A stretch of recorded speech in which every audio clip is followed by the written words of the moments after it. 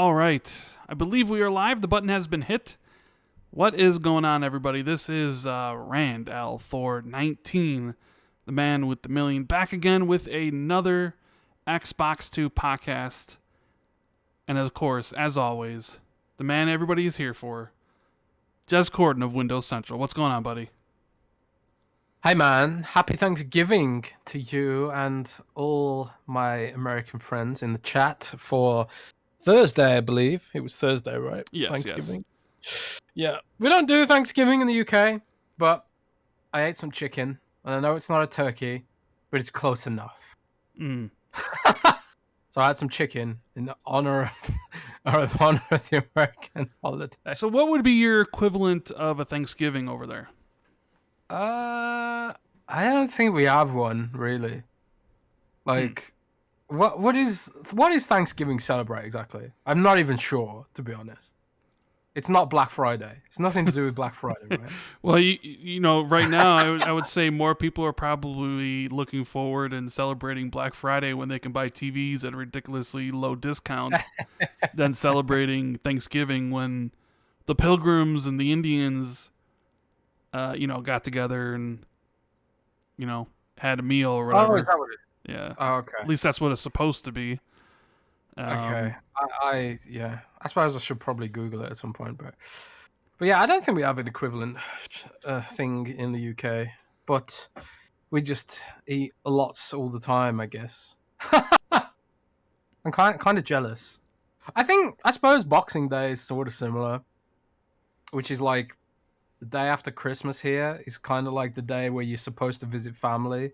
Like in the UK, it's like Christmas Day is for your household, and then Boxing Day, at least in my family anyway, Boxing Day, the day after Christmas, was when you go and visit your sort of wider family, like your grandparents or whatever. But I don't know. I don't think we have an equivalent.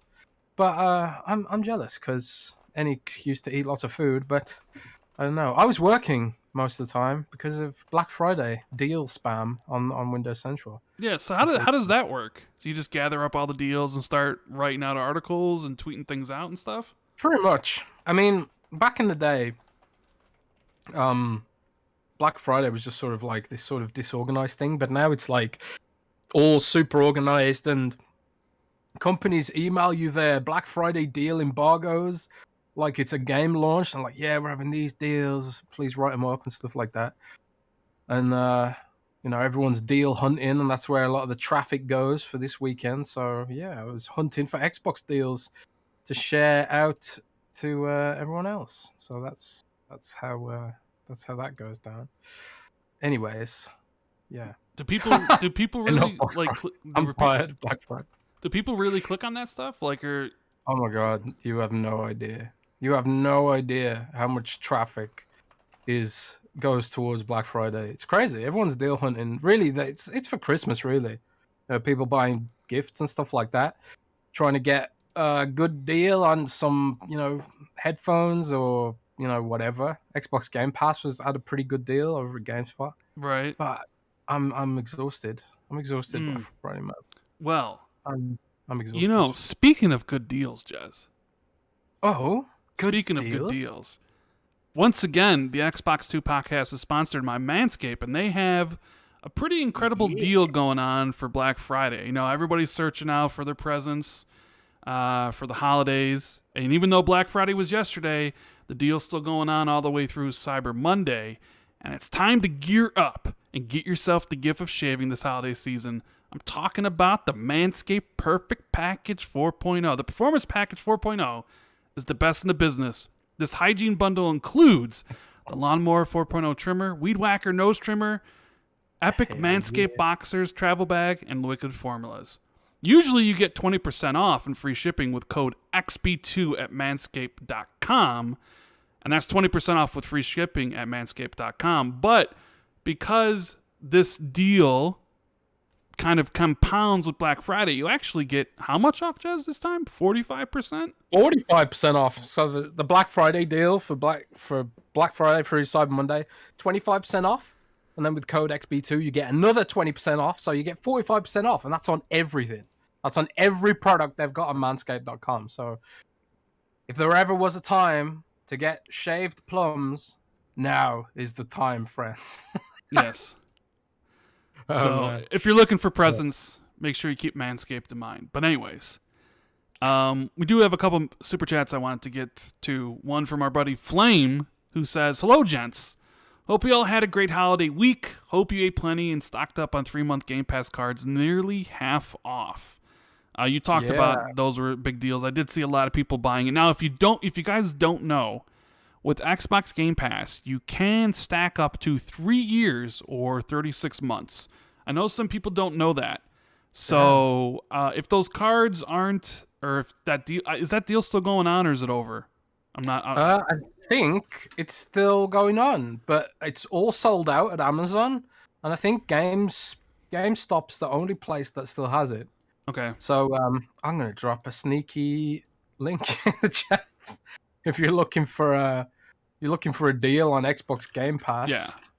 So if you like any of these sort of big deals come around where it's significant money saving, and you're like, well, I just put this in and I have a year or whatever, but you're not sure, you can actually go up to 36 months. Right now, I have my Game Pass Ultimate is maxed out.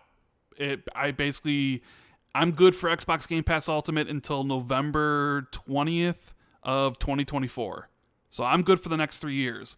So I always take advantage of deals like these when they come around, and you can stack up to 36 months. So I know, because I actually got a few people asking me about that, and I'm like, no, it's 36 months you can stack up to. So take advantage of it. Don't worry about Microsoft's money. Just buy for as cheap as possible, essentially, right? Yep, and the deal is still live. I've just checked it. So there's a quick link in the description. That also helps me out. So if anyone's looking to stock up on Xbox Game Pass Ultimate, there's the link. But obviously only for Americans, sadly, and Canada, I think. But yeah, not such luck for the UK, unfortunately. The UK deals have been lame, man. They've been so damn lame. But yeah. But otherwise, Thanksgiving was just another day, really. It was just me, my dad, and my sister, and Shakespeare. My sister Sarah and her fiance were supposed to come in from Tennessee, I think. Not really North Tennessee. I want to say Tennessee. Maybe Kentucky? No, Tennessee. Either way, they were supposed to come in, but they couldn't. So they cooked. My dad cooked all this food, and basically, like, it was just for us. So it was just kind of a low-key family affair. But hopefully everybody in the chat or everybody listening to this later, hope you guys really enjoyed your Thanksgiving with your family, and had some turkey. Like, it'd be interesting. What is normal for you guys in chat to have? For me, this is our spread. This is what we've always had for Thanksgiving since I've been a kid. Obviously, you got turkey, you got your white and your dark meat, which is oh so good, and I prefer the dark meat, but the white meat is still pretty damn good, right? You got broccoli casserole, which is, oh my God, to die for. Oh my God, broccoli casserole is so freaking good. You got obviously some rolls. You got some Jello mold, which always goes good for like after you eat, and you get like put some Jello mold on your plate and eat that up. Jello mold? What is that? It's like, how do I explain that? It's like Jello, but like in a bowl, like, I don't know. I'd have to take a picture for it, but I don't really take a lot of pictures, as you know. How often have you been begging me to take pictures of Shakespeare? And I just don't. I just don't take pictures. I'm not that type of person. Is it like that jelly stuff from the Simpsons episode of Thanksgiving? Yeah, kind of, yeah. Oh right, yeah. Okay. Stuffing. My entire exposure to Thanksgiving is that one Simpsons episode where Bart sets fire to Lisa's thing and drama happens. That's all I know back from it. Stuffing. We have also stuffing. They also have green bean casserole, but I never eat green bean casserole because it's disgusting. Mashed potatoes and gravy, and I think that's pretty much it. And that's kind of what we have. And yeah, I know everybody's different. Some people will have like mac and cheese. Some people will have candy yams. Some people will have other stuff. Each family is different, but that's what we normally have. So yeah, mac and cheese is more my speed, I think, personally. Dude, Clarence wants to know if the Americans celebrate Thanksgiving more than Christmas. No, we definitely celebrate Christmas more than Thanksgiving. Christmas is, I mean, yeah, Christmas is definitely celebrated more than Thanksgiving. Stodgy Caesar in the Super Chat says, I recently grabbed the B&O Portal headset for 120 pounds off. Thanks for your WC review, Jez. Yeah, you reviewed that. That was like the really expensive headset, right? Like the one that was like more than the console, right? Yeah, it was, yeah. The Bang & Olufsen, crazy expensive, for $300, I think? £300. So it made it more expensive than an Xbox Series S. We're going to talk about Series S, I think, in a bit. But, yeah, it's a really good headset, but it's like you have to really want to use every feature, like the Bluetooth and stuff like that. You know, because it's got like low latency Bluetooth. I can't remember what it's called, APX or something. So unless you're going to use the Bluetooth a lot on your phone when you're out and about, it's probably not worth it. But if you are going to use it for everything, it actually is a pretty good headset. Well, it sounds great, looks great, feels great, but it's not cheap. Yeah, it's not cheap, especially for that price. It's got to be an amazing headset. Yeah, you'd hope. Jacqueline says, hey, gents, the creative director of Dragon Age left. Is EA going to shutter Bioware or sell them off? If so, should Xbox look into salvaging the studio? That was one of the topics, but you know what? I might as well talk about it now. Why not? Yeah, let's talk about that now. The Dragon Age 4 creative director has left the studio. I know you care about Dragon Age a lot, but we weren't expecting Dragon Age for a couple years at this point, right? We weren't really expecting it till 2023. Maybe 2024. Yeah, maybe. I mean, how are you feeling about the project? You know, he's leaving. I mean, it's EA, it's Bioware. Like, you know, Anthem didn't do very good. They're definitely not on the same level of Respawn, where you kind of look at Respawn and you're like, yeah, Respawn's safe. You know, they're doing Apex Legends. That's bringing in billions of dollars a year for them. Star Wars, Jedi Fallen Order sold a crap ton. You know, basically giving EA second pause about doing single player games because it sold so well. And here you have BioWare, and they like, what are you thinking? There's no better way to describe the situation at BioWare than that noise you just made. But yeah, man, that whole Xbox Museum thing, I don't know if you saw recently, but Xbox had a museum where it sort of presented all of your gameplay stats in a sort of 3D museum, which was really cool.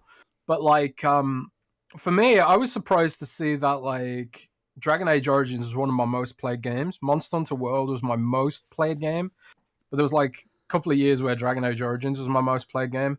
And you know, it's one of the few games that I've completed like multiple times, like loads of times. Like alongside games like Final Fantasy VII and stuff like that, where I can go back to it every single time and find something new somewhere that I haven't experienced yet. Dragon Age Origins is just such a massively vast game. And, you know, one of my favorite franchises of all time, as you said. And man, ever since, I don't know, basically kind of Dragon Age Inquisition was the last sort of okay game that BioWare made, in my view. They've sort of been on this sort of downward trend since then, and it's kind of scary if you're a fan and like what the hell's going on and all that kind of stuff. And now the creative director of...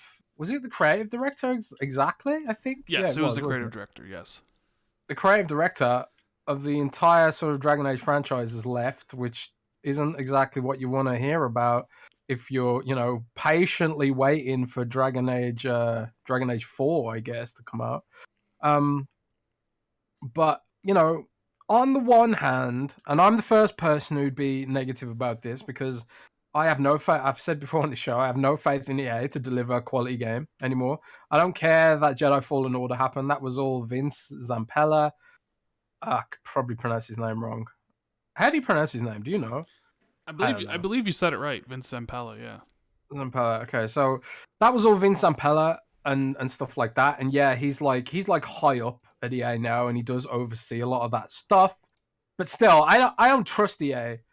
You know, there was a lot of people out here saying stuff like, "Oh man, EA is doing a lot of good stuff lately." You know, they've won they've turned things around a bit.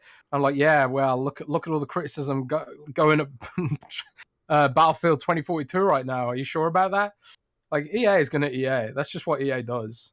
And when it comes to Dragon Age, I'm not at all surprised that it's still having problems because, EA is a company that, aggressively puts money before anything creative.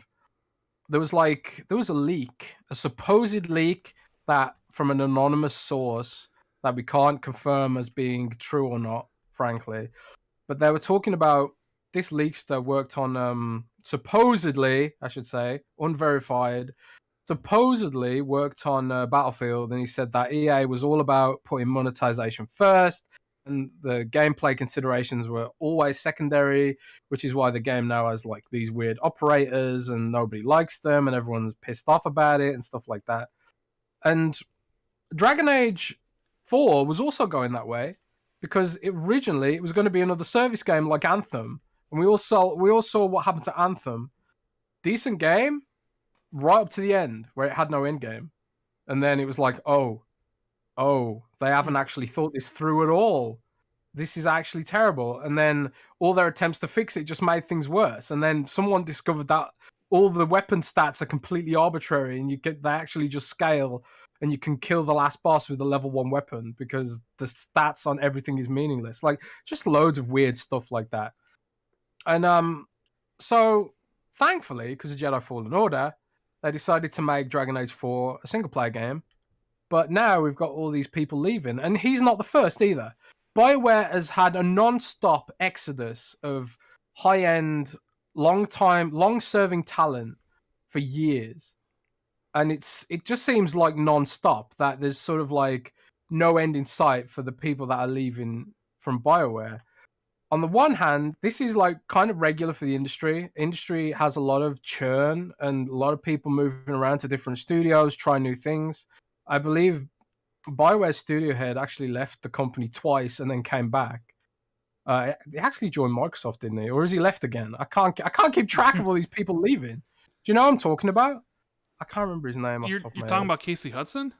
Yeah, he left Bioware and then came back. And then he left again. He left BioWare, went to Microsoft, left Microsoft, went back to BioWare, then left BioWare since then, yes. Right. Well, that kind of tells you all you need to know about how much faith I have in BioWare right now. So there is a lot of industry churn that goes on, but BioWare has so much to prove with a very beloved franchise, and I just can't see it happening. I can't see a world where this game releases in a state that sort of even approaches any form of satisfaction. I just have no faith left, man. Well, okay. So, what about him saying, should Xbox look into salvaging the studio? I'd say no, honestly, because without the BioWare sort of, when BioWare was great, it had a specific it had a specific set of staff back in the day that it just doesn't have anymore. A lot of those like legendary people who worked on the Dragon Age franchise, especially like, Mike Laidlaw,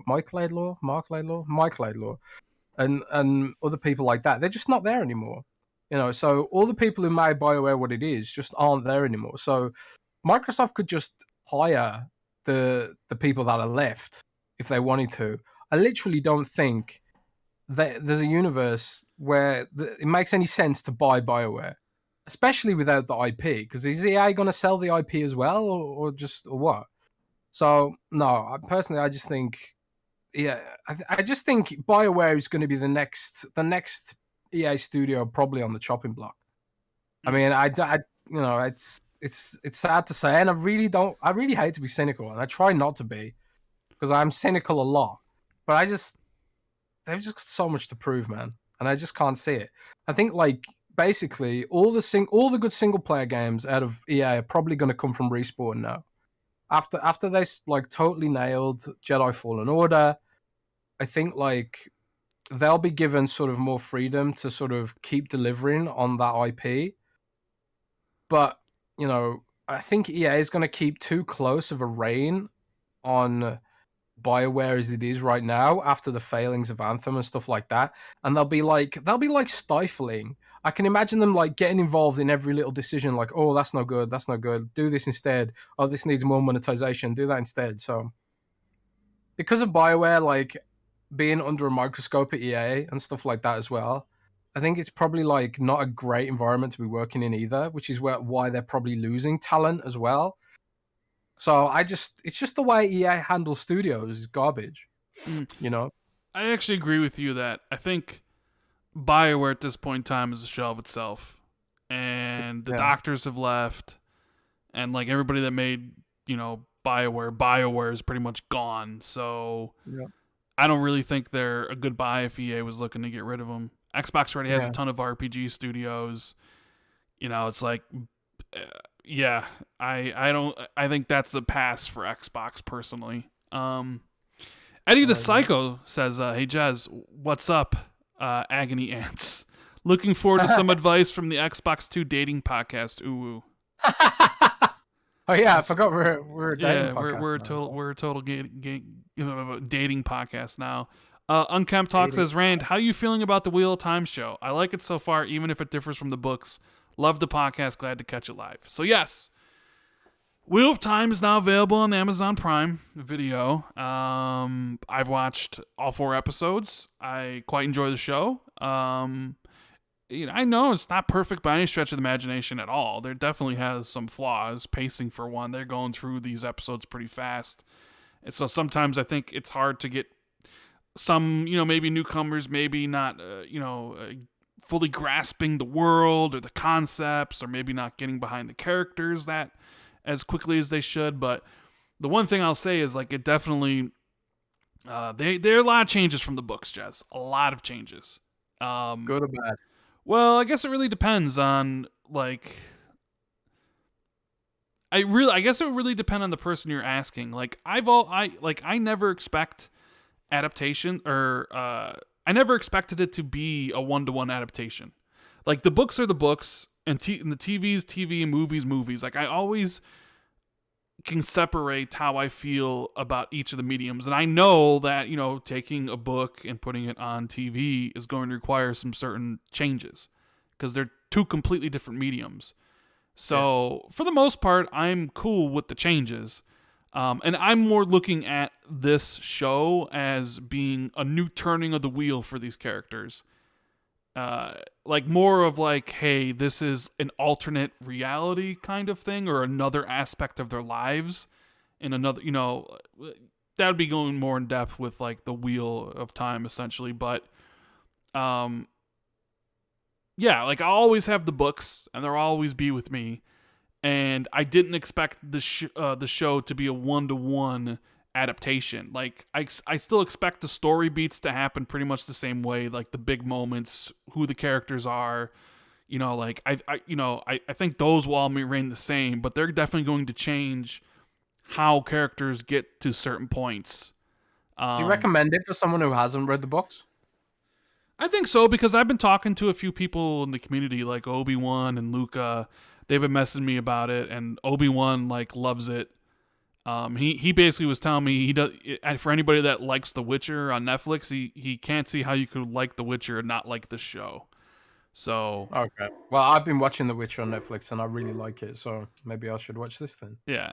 So I guess it's book fans, they're gonna have their own feelings about this stuff. I know I've seen some people online saying that like they've changed it too much, and because of it, it's horrible. I mean, you get that with any sort of adaptation that people love, but yeah, it's so far, I'm digging it. We'll see how everything ends up, but I'm liking what I'm seeing so far. It's a Prime show, right? Amazon Prime. Yes, Amazon Prime. Well, speaking of Amazon Prime and speaking of Bioware, that's a pretty good segue into the fact that there's rumors that Amazon is commissioned or looking to commission a Mass Effect TV show. Did you see this? Yeah, I did see that. What do you think? What do you think about a Mass Effect TV show? Personally, and how about you guys in chat, I would love a Mass Effect TV show. I love sci-fi. I'm in 2 minds about it because I haven't seen I've seen a lot of Netflix shows, but I do have Amazon Prime, but I've never used it.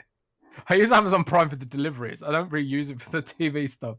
And I probably should because I am paying for it, but the app's just terrible. The app is so bad. But whatever. So I have no idea what kind of quality you get out of Amazon Prime in terms of like, the shows and stuff. So I'm intrigued, I guess I could say. Like, it's, maybe it could even be better than, EA's ability to make games. So maybe this is the only way we get more decent Mass Effect is out of if it goes to TV. I don't know. But yeah, I'm intrigued, but it'd have to be like big budget, and I'd have to get someone who really knows the franchise and really knows the sci-fi, and because it could be really lame with like cheap effects and cheap AI, I don't know what you call it, like CGI. Like I was thinking, like, do they use practical effects like the modern Star Wars movies, or do they go for like pure CGI like the older Star Wars movies? Because that look pretty dated by today's standards, like the Clone Wars and stuff. But I don't know. I have to wait and see. I mean, yeah, I would love it. I love sci-fi shows. I love Mass Effect. I did see some concerns because people are like, well, if they do a Mass Effect TV show, then they have to pick a main character. And it would have to be a dude or a chick. And so you're making a canonical choice there, because like Mass Effect's all about like, hey, my Shepard is male or female. My Shepard looks like this. I play my Shepard Renegade. I play my Shepard Paragon. But in a TV show, well, like he or she is going to have to either be, Paragon or Renegade. And like you're not making the choices anymore. So does Mass Effect lose its luster if it's, not like basically yours and it's a writer writing everything? Well, what if they did it like, what if it wasn't Shepard? What if it was like a separate story? Yeah, I did see that. Like if it wasn't an adaptation of the games, it was just like set in the universe. Maybe that could work, because even if it is an adaptation of the games, can you have all the characters that everybody loves in, the story? Like what happens if they decide, we can't put one of the alien companions in because they don't have the CGI budget for it. So like maybe your favorite companion is I'm blanking on his name right now. I love the guy, and I just Bane. No, the Solarian doctor in Mass Effect 2. Mordin. There you go. Like what if like your favorite character is Mordin, and because they can't get practical effects or CGI, Mordin's just not in it? Or what about like Rex or Grunt, right? So that you do not have like, Krogan or Solarians in the show. Is that really Mass Effect at that point? There's, you could adapt it, sure. So there are some pitfalls. It's just interesting to think about, right? Yeah, for sure.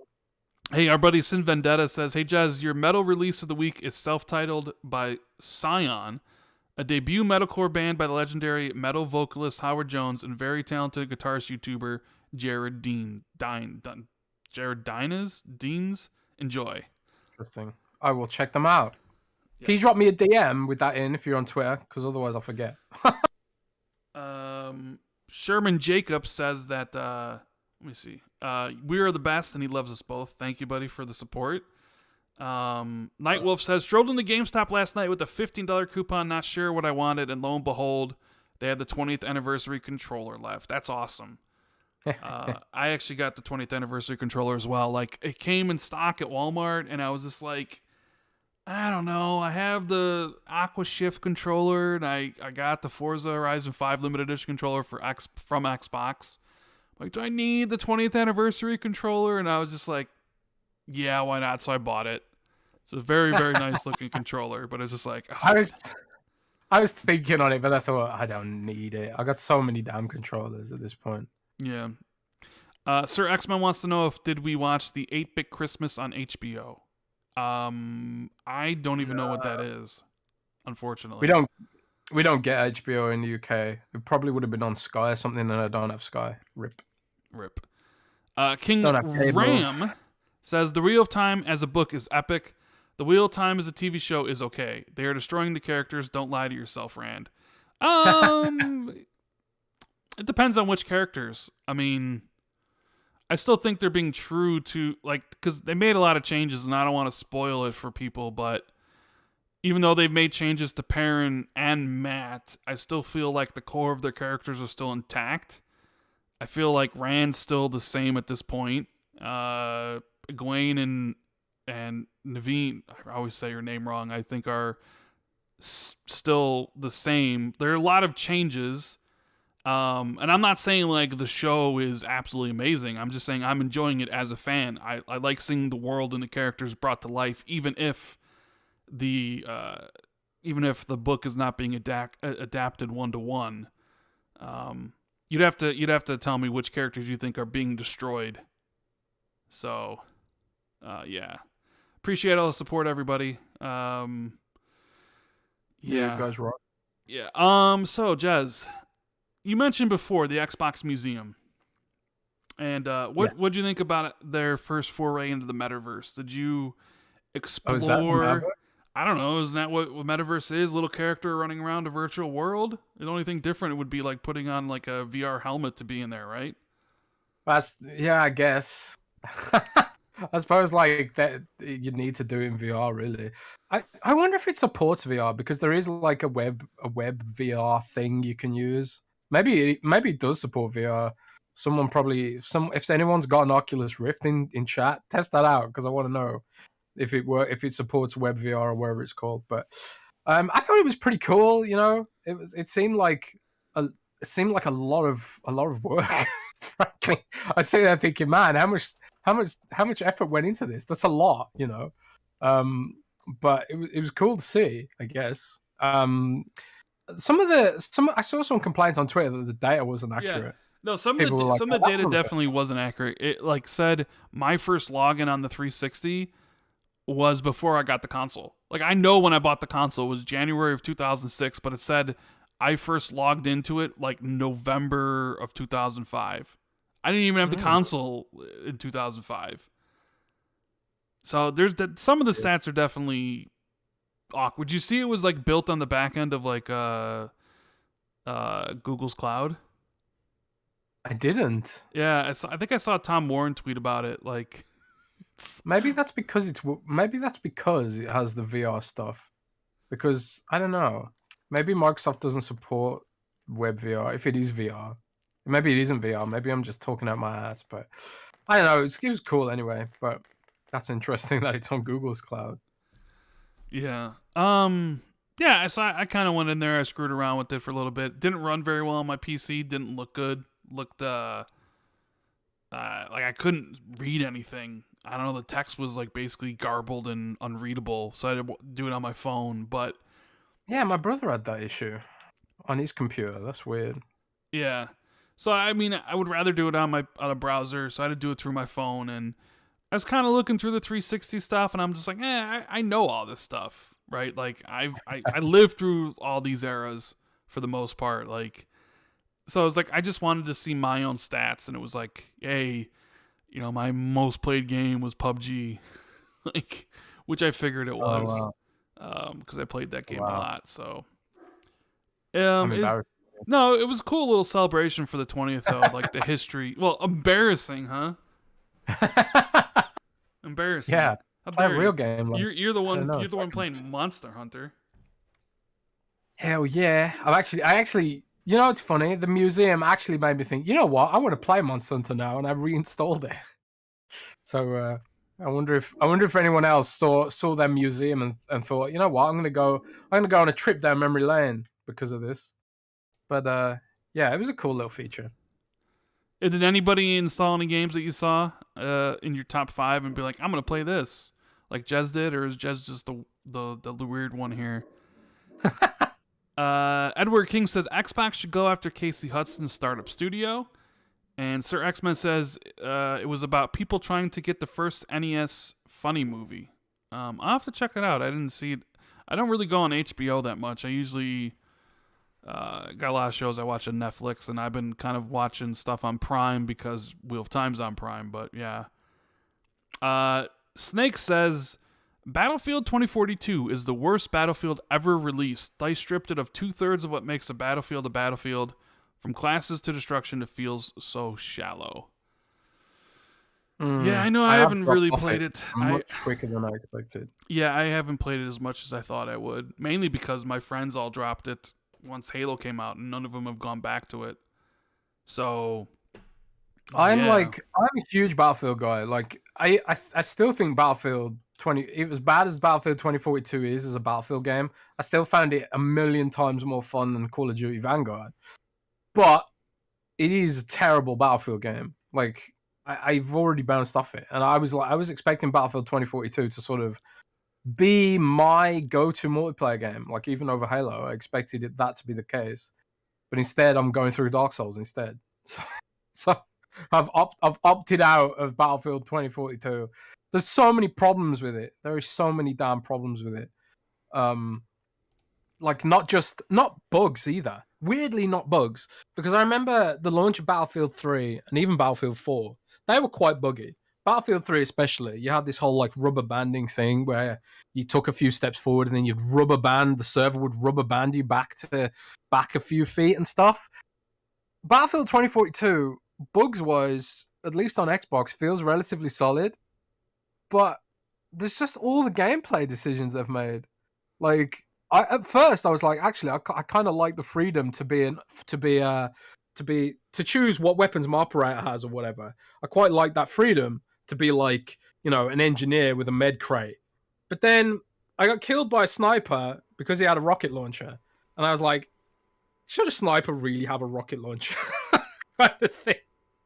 So it just sort of, the more I played it, the more I sort of realized that there was like an uncanny thing missing. And that's the whole idea of being able to play as a team. And that person on the right is a medic. And I know if I stick with them, then I get healed. That whole idea of team play has been wiped out because you don't know what kit anyone has now. And I think that was a huge mistake by EA that, like, even I didn't realize was missing when I first played the game, because it really is missing. But I don't know. Halo Infinite came out straight after, and now nobody I know is playing Battlefield anyway, so I'm not playing Battlefield either. And EA did say that there's more than double the amount of people that have played it than Battlefield 5. They said millions. So Battlefield 5 didn't really set the world on fire. So I wonder how many people, like, we didn't get numbers for this game. We haven't got numbers for Halo either. Let me ask you that really quickly, because we do have to talk about Halo. But do you find that Microsoft hasn't given numbers about Halo weird, or is this expected because it's a beta and we'll get numbers maybe a week after this, like December 15th, after the game launches?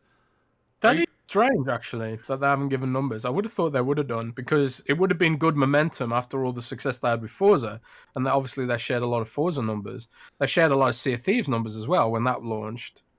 In a way, you can call the way Sea of Thieves launch a beta almost, because like it did feel a bit like early access in some ways, but I don't know. That's another discussion entirely. It is weird. I do think it's weird, yeah. We talked about, hey, I think maybe last podcast or just in general, we were talking about, hey, do you think Halo releasing is going to have an effect on Forza Horizon 5, right? Mm. And, Forza Horizon, after a week of release, was at 10 million players, right? I think they announced that on, like, the 16th, because we talked about it on last week's show. And, what are we, like a week after that? So, no, where's the 27th? What did Forza launch? On the 9th? And I think they announced it on the 16th that they had 10 million, right? Is that what, let me look at the date here. Let me get the dates right, Jez. When do you recall when they announced that they hit the... Man, I don't even know what day of the week it is, mate. So it's useless asking. So they announced on the 18th. So 2 Thursdays ago, so not this past Thursday, but one last week, that they hit over 10 million. So we're a week past that. So they did 10 million in a week, and now we're a week past that, and they, according to leaderboards, just hit 11. So growth is slowed down quite a bit, huh? Yeah, do you think that's because of Halo?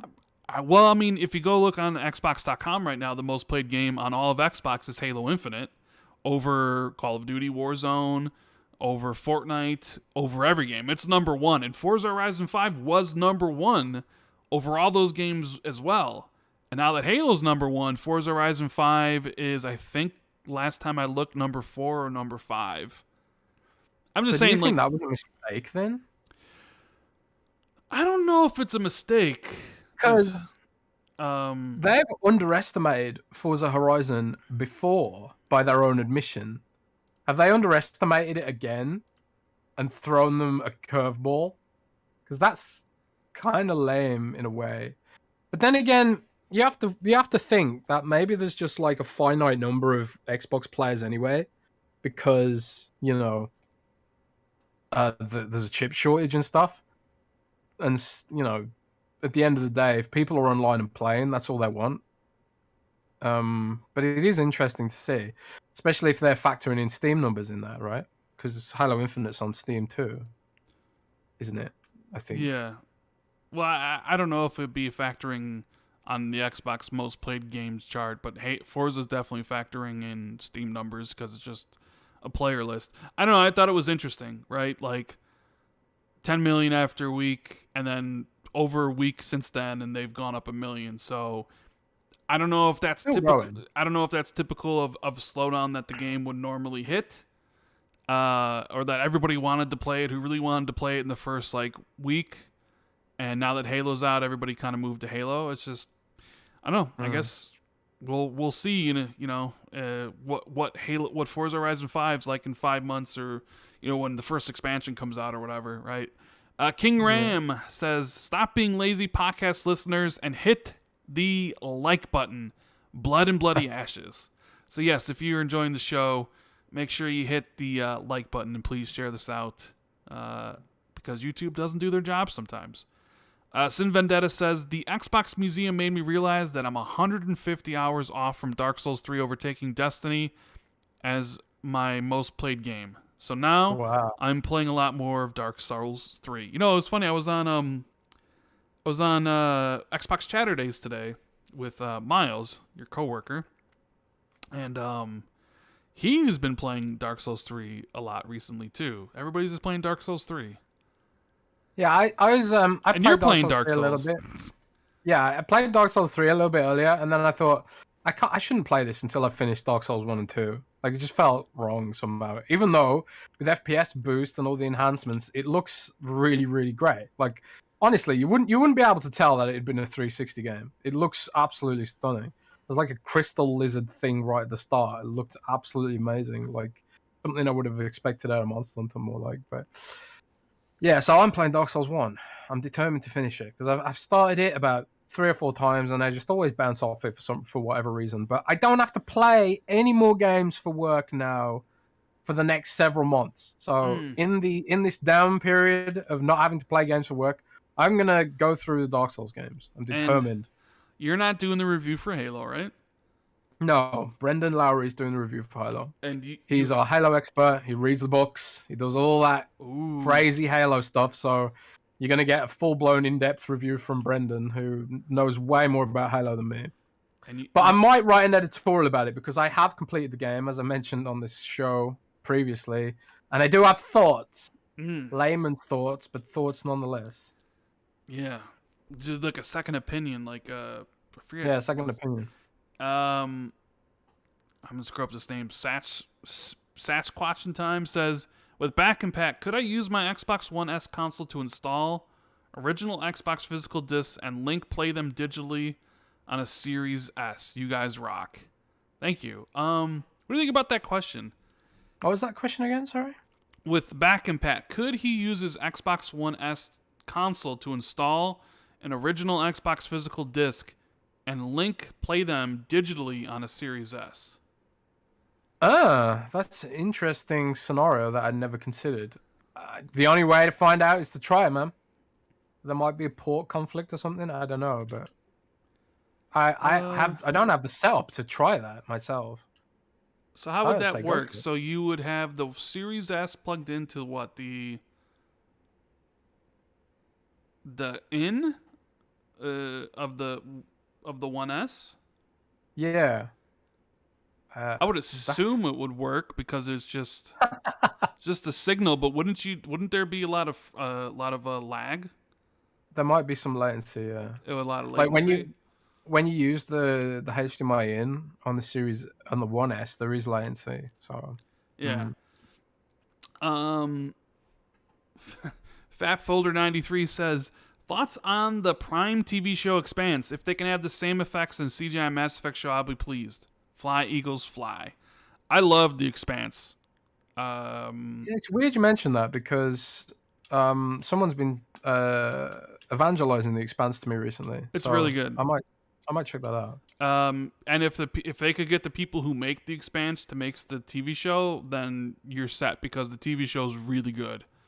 So yeah, I love the Expanse. Check it out on Prime. I believe the last season is coming out next month, which I'm sad about because I really do like the show. So Last season, so it's like finished. yes, season 6 is going to be the last season for the Expanse, even though there are 9 books, I believe, or 10 books. I'm not sure, 9 or 10 books. The last book comes out last book comes out in 3 days. Is the show based on the books, or are they Yes. sort of separate? No, the show is based on the books. So, are we going to get a Game of Thrones situation where they don't know what to do because they don't have the book to refer to? No. Like, they're not ending it. They're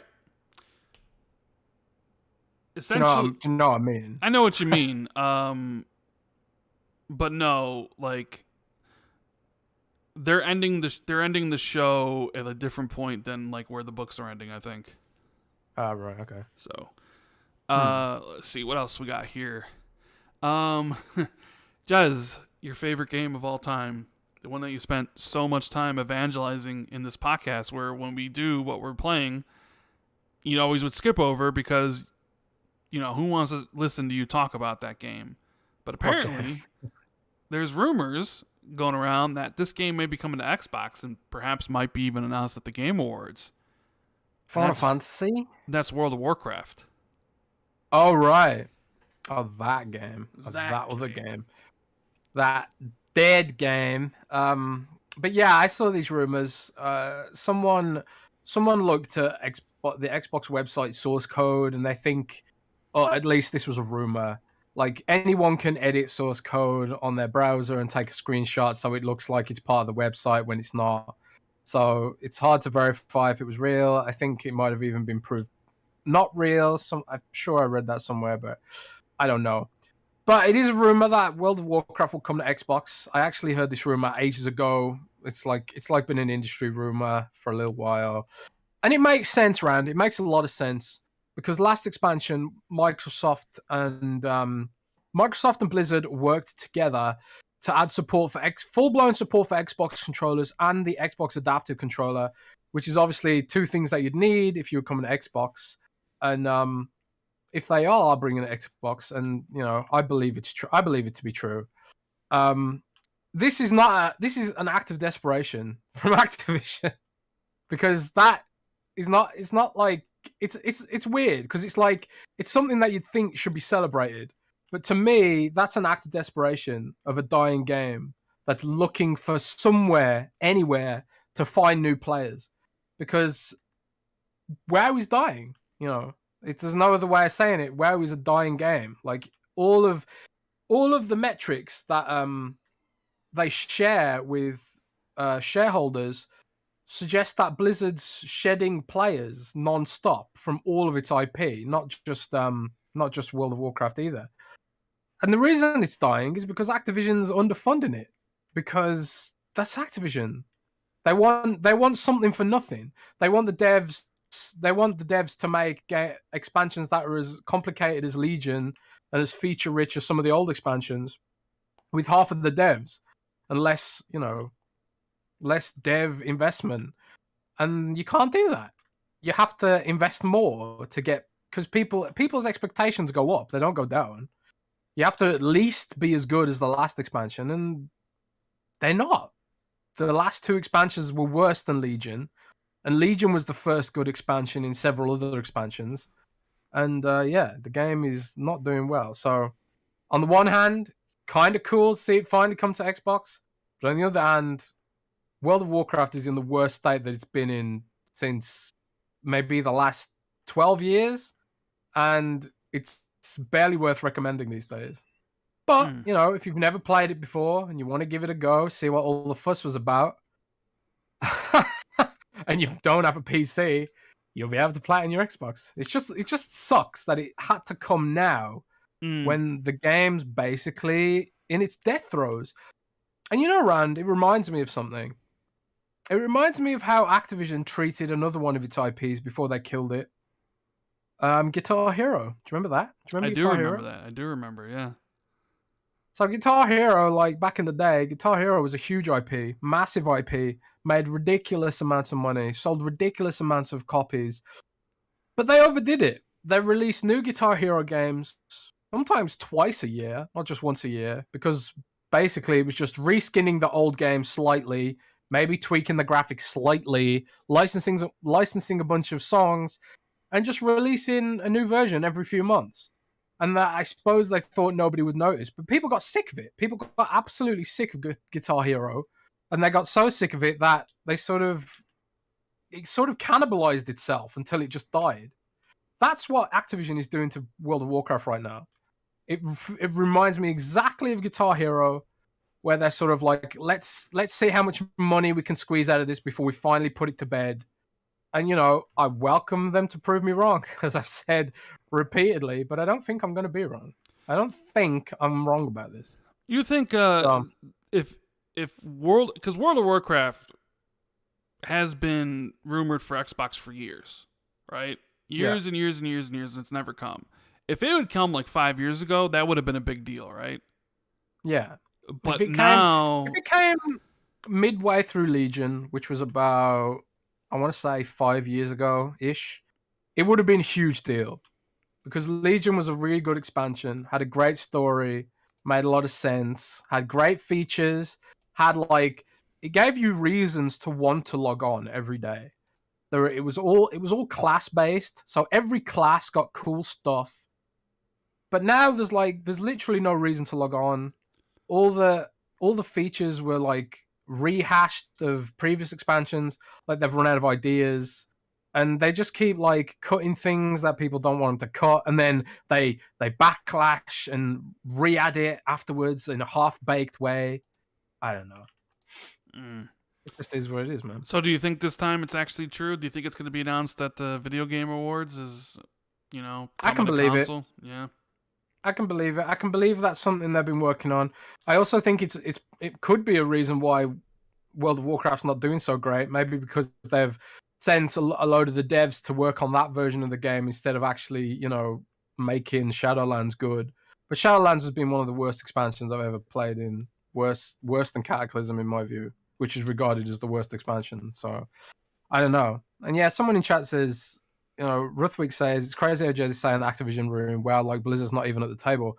Man, I'm totally not blaming Activision completely for this, but at the end of the day, Activision funds how many devs they hire. They control the company's culture, and they're the ones who are supposed to entice, quality devs to work for Blizzard. And who would want to work for Blizzard right now in the situation they're in the sort of the reputation Activision's built up around that studio is not one people want to work for. And that's why, do you know where all of Blizzard's good devs went?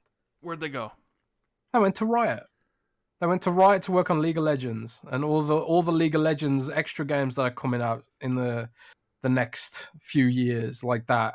Wild Rift and stuff like that. Riot is eating Blizzard's lunch right now. And I was saying on Twitter the other day how it's funny that I don't know anyone who plays League of Legends, but it's still one of the biggest games in the world. And, a crazy amount of people watch League of Legends esports, even when, I don't know anyone really who plays it. Do you know anyone who plays League? Does anyone in chat play League? No idea. Yeah. Do you play League? Anybody in chat play League? I don't know anybody personally who plays League. but I dabbled in League back in the day, but it is a very popular game not still. yeah. So a lot of Blizzard's old school devs, they all went to Riot, like that worked on World of Warcraft and stuff. And I saw that everyone keeps saying like, man, you should watch the League of Legends TV show on Netflix, even if you haven't played the game.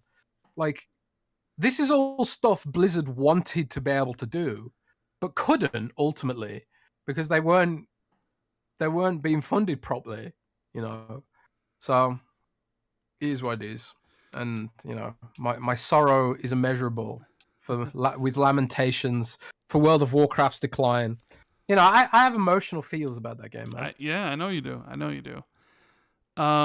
Snake says Expanse is one of the best TV series he's ever seen. So people are talking about Expanse in the comments and TV shows.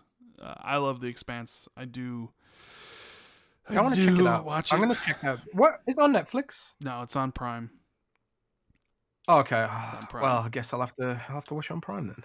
We got Miles Dampier showing up in chat saying Randall Marathon's still going. I blame you, Miles, because he's just like, hey, come on last week. It'll be me and you.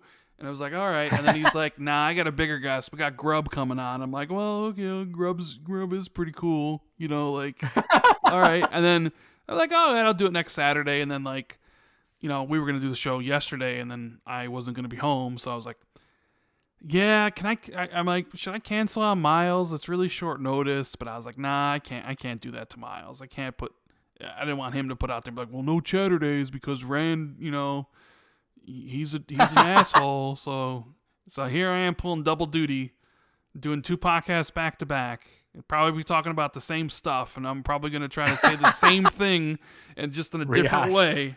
So wow, you like an Activision game? Yeah, I know, right? Randall Duty Vanguard. Yeah, I'm gonna do the same, say the same thing in a different way. Flame says Xbox deserves better than World of Warcraft. Give us Final Fantasy 14. Yes, hell yeah, 14 man. Would be the better. It's crazy. Game at this point. After playing Final Fantasy 14, it's really hard to go back to World of Warcraft. World of Warcraft still has better combat than Final Fantasy 14. It really does. But the special effects and the graphics in Final Fantasy 14 actually feel somewhat current gen. You go back and play World of Warcraft now, it looks like a PS2 game. It really does. It's going to be funny seeing it on Xbox Series X, probably in 4K, but with these sort of giant textures. I don't know. Dano says, Randall broken record. I heard all this 2 hours ago. Yeah, probably. Scarecrow says, Rand, is OLED worth the price, even from a jump from 4K HDR TV already? Where's that person that says I talk too much about my OLED? It depends on what 4K TV you have. I think so, because I had a crappy one. So I guess it really depends on what TV you currently have. But I would say always go for the OLED if you got the extra funds. Yeah, I had one of these sort of affordable 4K TVs, and then eventually upgraded to the cheapest QLED, and it's night and day for the colors and the brightness and stuff. So, I won't go to a sort of non QLED or OLED now after using a QLED. I think it's worth it personally. Look on WindowsCentral.com for some good deals. Space Dovahkiin says Chatterday was all doom and gloom. That's right, Miles. You heard it here from Space Dovahkiin. He said you were all dooming and glooming. Miles was all dooming and glooming on Halo, Jez. It was pretty bad. He's Halo monetization, Halo challenges. He even called 343 greedy. You know what I mean? He was damn. He was dooming it up. And people and chat called him out. They're like, "Hey man, you can't criticize Halo Infinite right now because it's in a beta, so you can't have any criticisms." So yeah, I actually have an article coming out on Monday that criticizes 343 as well. So I expect more doom and gloom from Windows Central team, but it's not for the monetization. It's because of crossplay, man. I've actually got loads of complaints and people asking me to write about this, and I agree. I mean, do you want to talk about Halo Infinite now and the drama surrounding it? No, Because there is a not lot of right drama. now. Not right now. We'll talk about it. Not though. right now. Oh. Right now, this second. Okay. Ruthwick says, "Does Jez have anything new to make this podcast episode more enticing compared to the one Rand got off of a while ago?" Eye emojis.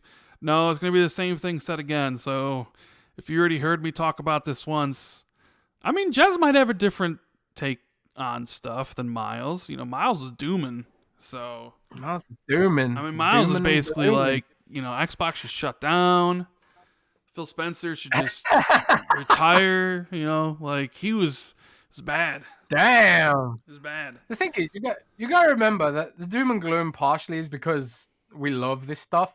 I doom and gloom about World of Warcraft because I have an emotional attachment to that game. Like I played it for 10,000 hours. I literally that's like over a year of my life, literally in Azeroth. So I do have a certain emotional attachment to that game. And you know, I see it for games like Halo too. People feel that way about Halo. You know, a lot of people are still mad that it doesn't have co-op and stuff like that. There's like, but it comes from a place of love at the end of the day. And that's why oftentimes you get studios are sort of nervous to do sequels because the fan base gets scary, and that's it's hard to like innovate and do new stuff because you run the risk of pissing everyone off. You know, Halo and Gears of War and a bunch of Microsoft's games have that risk right now. But yeah, and I just want to make mention. I was kidding about Miles, and about, you know, he was saying that it was horrible for Xbox and Phil should retire. That's just me joking around. He didn't actually say those things. It was just some people in chat didn't like the discussion about Halo, but you know, it is what it is. We also got one here from Lydia who says, "Is there such thing as podcast guesting burnout?" Yes, there's definitely. You can get burnout for anything. I get burnout quite often for video games, like playing video games. Sometimes I just don't have that drive to play, and I need to take a break from it. Podcasting, the same thing. Like, there's been times where I've done like 4 shows in a week, and at that point, it's just like I don't want to talk about anything anymore. Like, I don't want to talk about video games. I don't want to talk about Xbox. I don't want to talk about whatever. It's just, yeah, there definitely is. There is that. I mean, hell, me and Jez sometimes are just like, yo, we need a break. Let's just skip Xbox 2 this week. Let's just recharge the batteries. You know what I mean? Yeah. It does happen. It does happen. But Jez, I have to go answer the door because somebody is here. So why don't you take some questions and I'll be right back.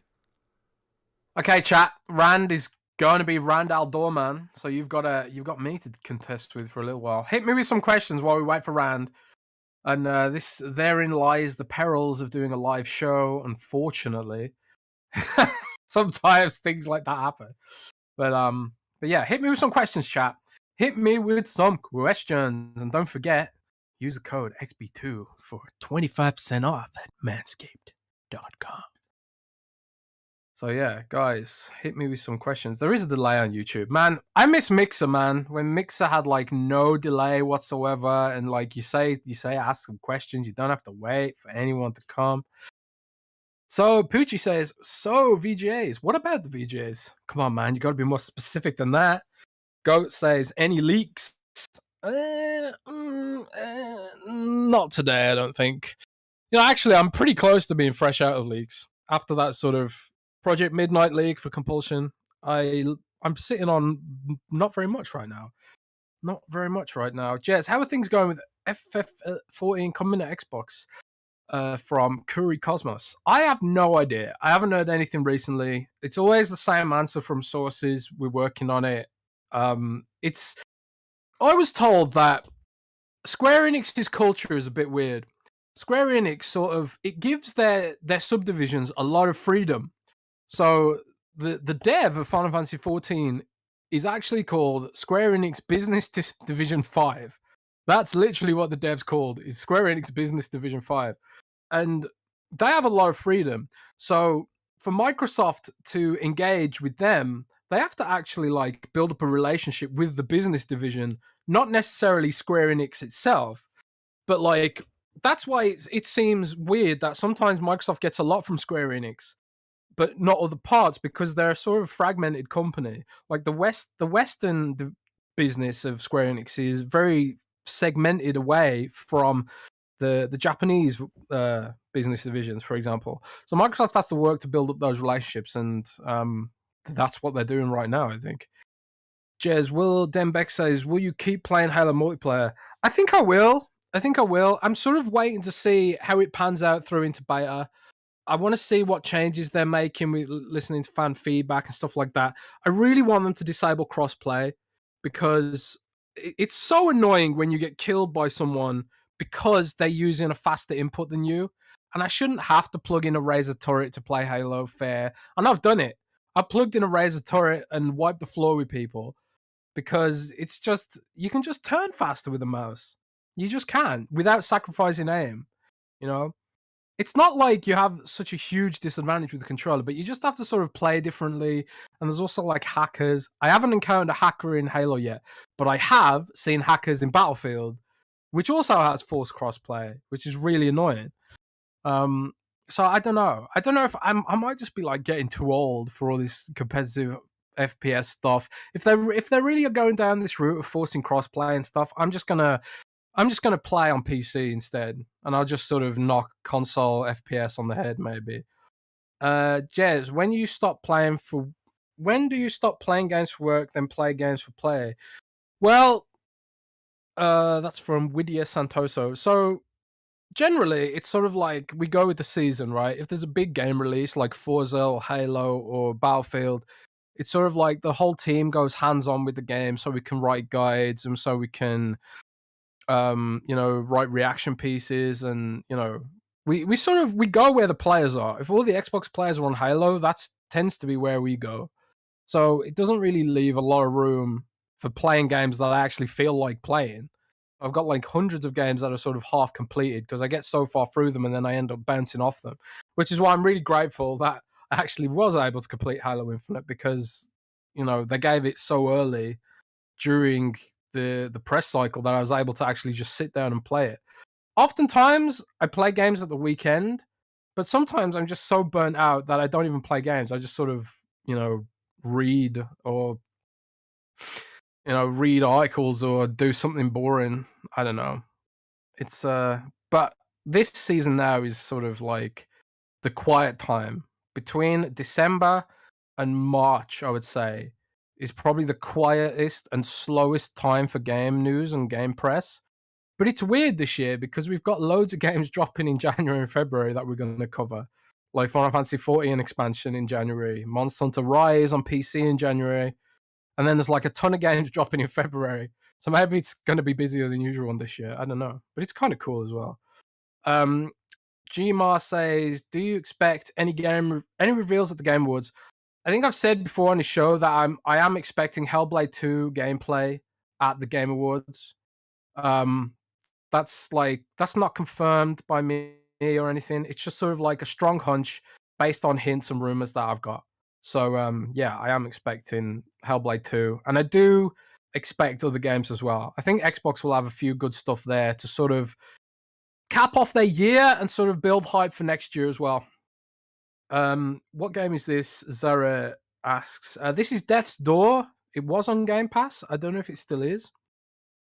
This is Death's Door. It's sort of like it's not really a Metroidvania, although it kind of is. It's a soft Metroidvania, if that's a thing.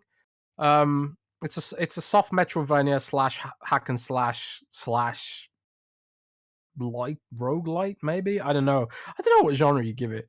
It's a Zelda-like too. Like people compare it to Zelda a lot, the classic Zelda. It's a really good game. It doesn't overstay its welcome. Tremendous game and really good dev. Jose Linares says, Jez, your fave game of this year? For me, it's probably Resident Evil Village. It was never on Game Pass. What am I getting it mixed up with then? Am I getting it mixed up with Hades? Hades was on Game Pass. Death's Door was never on Game Pass. My bad. So yeah, but it's worth it. I think it's like $20. It's $20 and it's totally worth it. Definitely pick it up. Man, I wonder where Rand's gone. Someone asked if Rand was being visited by the FBI. Maybe like Phil Spencer's FBI gang have pulled him away for all these leaks. Treybone says, I love crossplay. I love playing against PC players. To me, it makes me get better, if you know what I mean. Does anyone else feel the same? You know, that sentiment's fair, and I have felt myself on console. Like, you can sort of tell when someone's a PC player because they'll do a 180-degree spin really quickly, and they turn faster. Not a lot of people change their joystick settings on Xbox. So, like, when someone turns like that, you kind of know they're a mouse player. And you do sort of realize you have to change the way you're playing a little bit. You have to, like, move left and right a bit quicker. And you can adjust the Xbox Elite controller, the dead zones on it, so you can do those sort of fast side steps. But my Elite controller's in Germany, and so, you know, I don't want to have to, like, change the way I play just to accommodate for PC gamers on the box. But maybe that's just the way games are going. I mean, seriously, in chat, how do you guys feel about crossplay? In fact, I'm going to I can't drop a poll. Only Rand can make a poll. So I want to know, guys in the chat, how do you guys feel about crossplay? Do you think crossplay is bad for Halo, or do you think it's fine? Jez, what's your favorite mayonnaise and food combo from the General C? I really like Twiglets and mayonnaise. Twiglets are a Marmite-based snack in the UK, and I don't think they have them in America, so only British people will know what the hell I'm talking about when it comes to that. Some people saying they hate crossplay, some people saying it's cool, some people saying it's bad. Having played Halo Infinite, do you think Master Chief likes mayonnaise sandwiches? Says Al Sage. I think he does. But, like, you know, the dude never eats and he never takes his helmet off. Does the suit just sustain him, like in Dune? Where it's like the suit provides all these nutrients? I don't know that stuff. Crossplay should be optional. I mean, yeah, that's all I want. All I want is crossplay should be optional. And it was optional in Gears of War. It was optional in Gears 4 and Gears 5. And it's even optional in Halo Infinite for ranked play. So why can't they just let me turn it off in casual play? I don't want to get all sweaty and play ranked. I don't have time. I'm too old. Just give me a toggle, man. That's all I want. And I know you can do it because you've done it in ranked mode. So, whatever. Do you like tuna pasta with mayo? Yes. Tuna, pasta, and mayonnaise is an amazing combo salad. You know, drop some cucumber in there. Damn good. I might start a cooking podcast. Maybe I should do that. Man, where the hell is Rand? Rand, help me. I'm dying here. Any rumors about the upcoming changes and updates to Xbox upload share features? There's no updates as far as I know, Dub. And I think, like, as we head into December, I think there's going to be less updates between now and January because Microsoft staff generally do get a lot of time off for December. And I'm not expecting to have any final big updates this side of 2022. But I could be wrong. Maybe there's going to be one final big update to the Alpha Ring, and maybe they're going to drop some new features for stuff. But I haven't heard anything to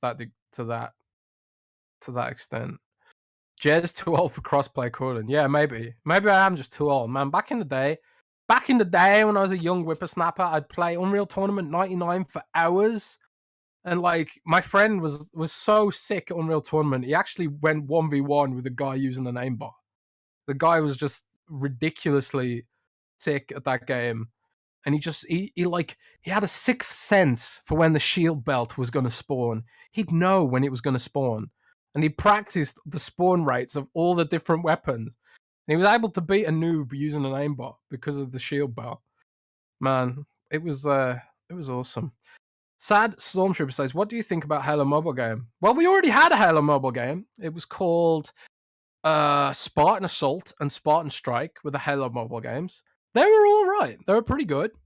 But they were sort of premium mobile games. Nobody wants to pay for a mobile game. People just want them for free. So they flopped. And I guess it's a shame because they weren't bad games. They were pretty good games. And they're like some of the only premium games that Windows Phone had. Jez, do you celebrate Thanksgiving? No, we don't. The UK does not celebrate Thanksgiving. And I think only Americans celebrate Thanksgiving, as far as I'm aware. The Canadians celebrate Thanksgiving? I think they have a different Thanksgiving, right? I don't know. Maybe a Canadian in chat can tell me. Do Canadians celebrate Thanksgiving or not? I have no idea. Jez, tell your MS contacts to get the platform fire in motion. The Xbox Streets need it. Yeah, platform fire. Like Xbox Streets of Rage. Not Streets of Rage. Man, can you tell I'm getting tired? An Xbox Smash Brothers Ultimate would be really cool. What characters would you put in a Smash Brothers game? What? You could totally do a solo podcast. I've been listening for like 5 minutes, just chilling out. Are you serious? Are you serious? You've been here for 5 minutes. No, I've been here. I've been here for like 2 minutes listening to you go. You could totally do a solo podcast, Jez. You don't need me. Yeah, maybe I should. I don't know. Q&A with Jez. How about that? Q&A with Jez. Yeah. I mean, look how many questions you have. I see a lot of people these days just doing like solo streams and stuff, messing around. Maybe I could stream me just grinding in Dark Souls and then taking questions and stuff. Did you leak anything interesting? I did. I leaked loads of stuff, and everyone in the chat agreed never to tell you. So you missed it, man. Yep. Don't worry. If you did actually leak something, it'd be up on one of the websites that watches the show. Yeah, maybe. We talked about crossplay a little bit. Mixed feelings about crossplay in the chat. Tony Art says there's a photo mode in the campaign. Sadly, there is not a photo mode in the campaign, and that's something that I was looking for it. I was like, oh my god, this is a really great vista. I really want to take a photograph of this. Alas, there's no photo mode in the campaign. So, but maybe it's something they'll add later because they supposedly have a decade-long plan for this game, or unless I'm imagining things. I don't know if you answered George Super Chat. He said, what's stopping Riot from outing League of Legends and Valorant on the Xbox? I have no idea. I think what's stopping them is the fact they don't need to. You know, like, they've got like a massive platform already on PC, and they probably think like it's a lot of work and wouldn't really add too much. You know, it sounds weird to say, but the console install base is small, man, compared to like what they're messing around with on League of Legends and mobile and stuff like that. So I don't know. I would like to see more MOBAs on Xbox because there isn't any. There isn't any MOBAs on Xbox. I've been playing Pokemon Unite on Nintendo Switch, and MOBAs totally work on console if they're sort of designed for it. You know, like you wouldn't even need like. Pokemon Unite is so casual. It has like auto aim for all the abilities and stuff. You wouldn't even need to go that far with it. I guess it does for Pokemon because it's like, you know, for little kids, I guess. And that's why I'm good at it. Like just get in there and just absolutely destroy all the little kids who don't know what they're doing. That's awesome. But you know, it works. I don't know why they never brought Heroes of the Storm to console either, because Heroes of the Storm was like really struggling against League of Legends on PC, another Blizzard game. And I was just thinking, like, man, they should just put this on Xbox. It worked. It would work. But... Yeah, and there's probably even a market for Valorant on console too. Not really a lot of games like that.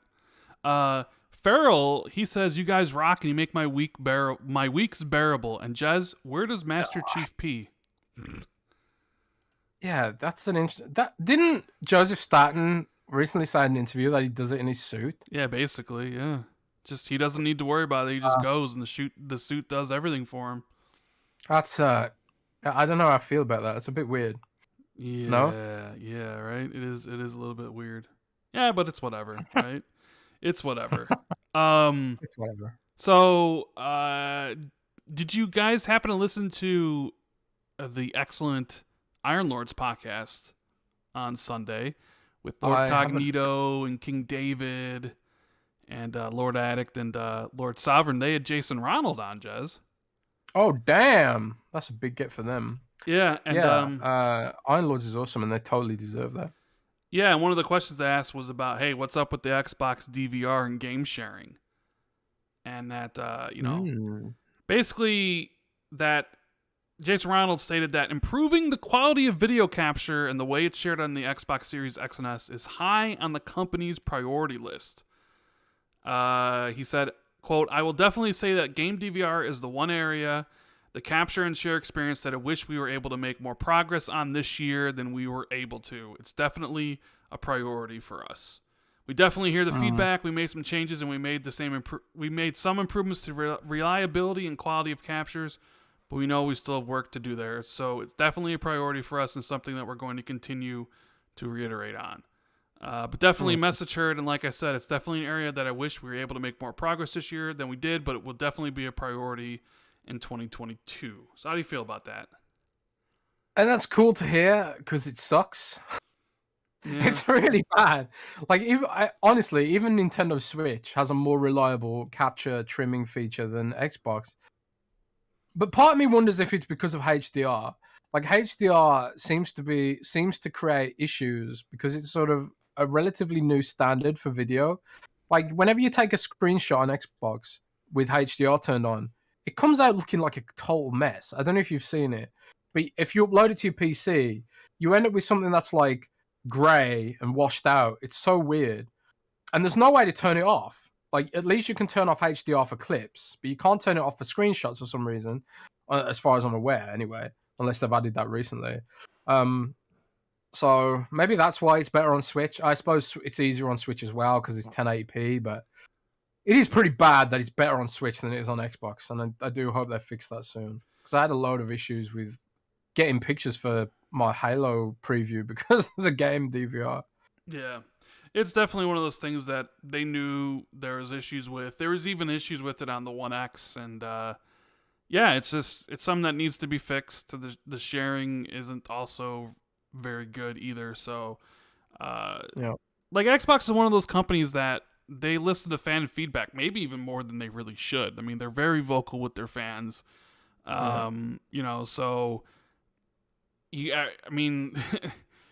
We make our voices heard. Like, anybody has any issues with anything Xbox related, you know, you can see it this like whole week with Halo, right?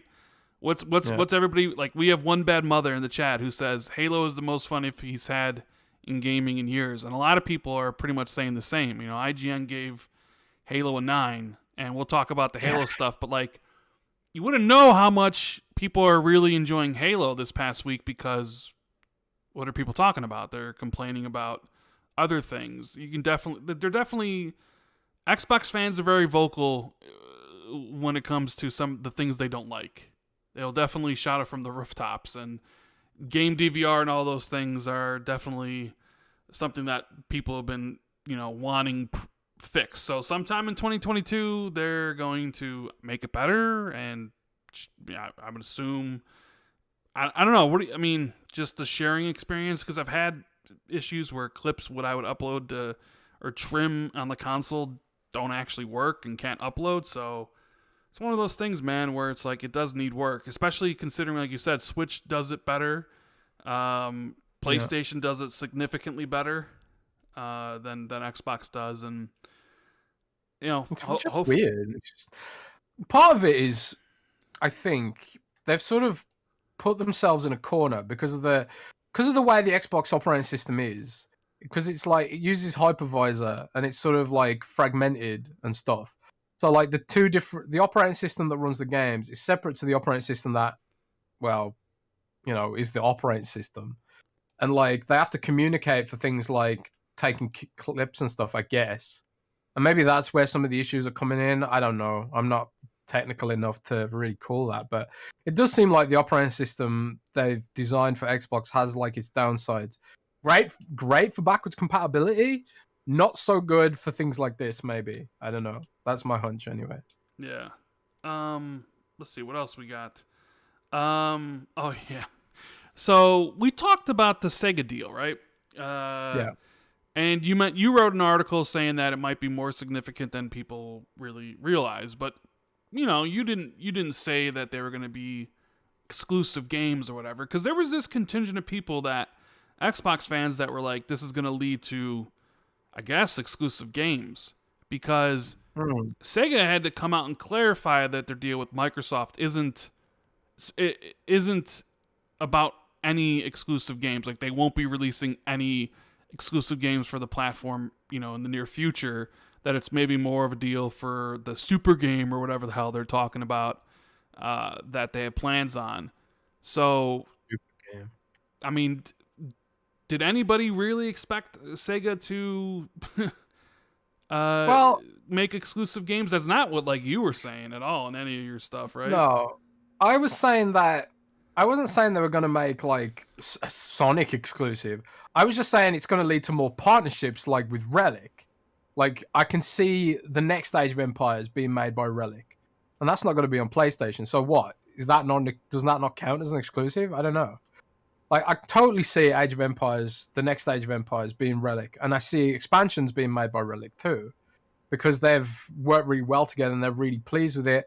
Age of Empires 4 has been the biggest Age of Empires release ever, and you can partially attribute that to the fact the market's bigger, maybe, sure, but you know I know they're very happy with it, so that's going to be Relic again, and that's going to be exclusive again. So maybe they just want to settle fears that, you know, Yakuza or something could go exclusive. I don't know, but I don't expect that. I just expect them to be doing more partnerships with their studios. Because isn't Fantasy Star Online 2, isn't that exclusive to Xbox right now technically? I don't think it's on PlayStation or Switch. Yeah. Yeah, I think that's technically exclusive. So, say someone go and ask Sega, does that not count as exclusive? Kind of feels like they're sort of, I don't know, trying to just sort of avoid criticism or fears about Yakuza and maybe Persona right now. I don't know, but yeah. Yeah, I think, you know, we'll see more about their things later down the road. But I mean, nobody ever said exclusive games because that's just ridiculous. But, yeah, you know, just strengthening of a partnership between the two companies. Wolf Assassin, who's been a member for 6 months, says, "Hey guys, I'm in need of a fix. It's pretty rare, and Jez is the only dealer. Lol. So I'll ask, what's the weekly Xbox first party games rumor update?" Yeah, Jez. So he wants to know what's the weekly Xbox first party games rumor update. He probably wants more information about like code names or things from games that you know, stuff like that. It's winding down, man. The rumor mill for Xbox Game Studios is winding down. I suppose the best rumor right now is Hellblade appearing at the VGAs. I think that's probably like the thing that I expect to see happen that isn't confirmed yet. But other than that, I think I'm gonna have to wait. I'm gonna have to wait a bit for more Xbox Game Studios rumors. You just need to get in with Bethesda. Yeah, I have no information about what's going on at Bethesda, really. I really want to know about Fallout, honestly. Who's making Fallout 5? There's going to be a Fallout 5. Yeah, and like the main studios are doing Starfield and Elder Scrolls 6, but where the hell's Fallout 5, man? I mean, I need my Fallout fix. Dude, you're going to wait 2030, dude, 2032, Fallout 5. I mean, we'll think be about dead by then, Ryan. So next year, cross your fingers, 11/11/22, you're going to have Starfield. And then what? 4 years later, you're going to have Elder Scrolls 6. So in 2026. And then 4 years after that, Fallout 5. So 2030. I mean, do you think that's the timeline?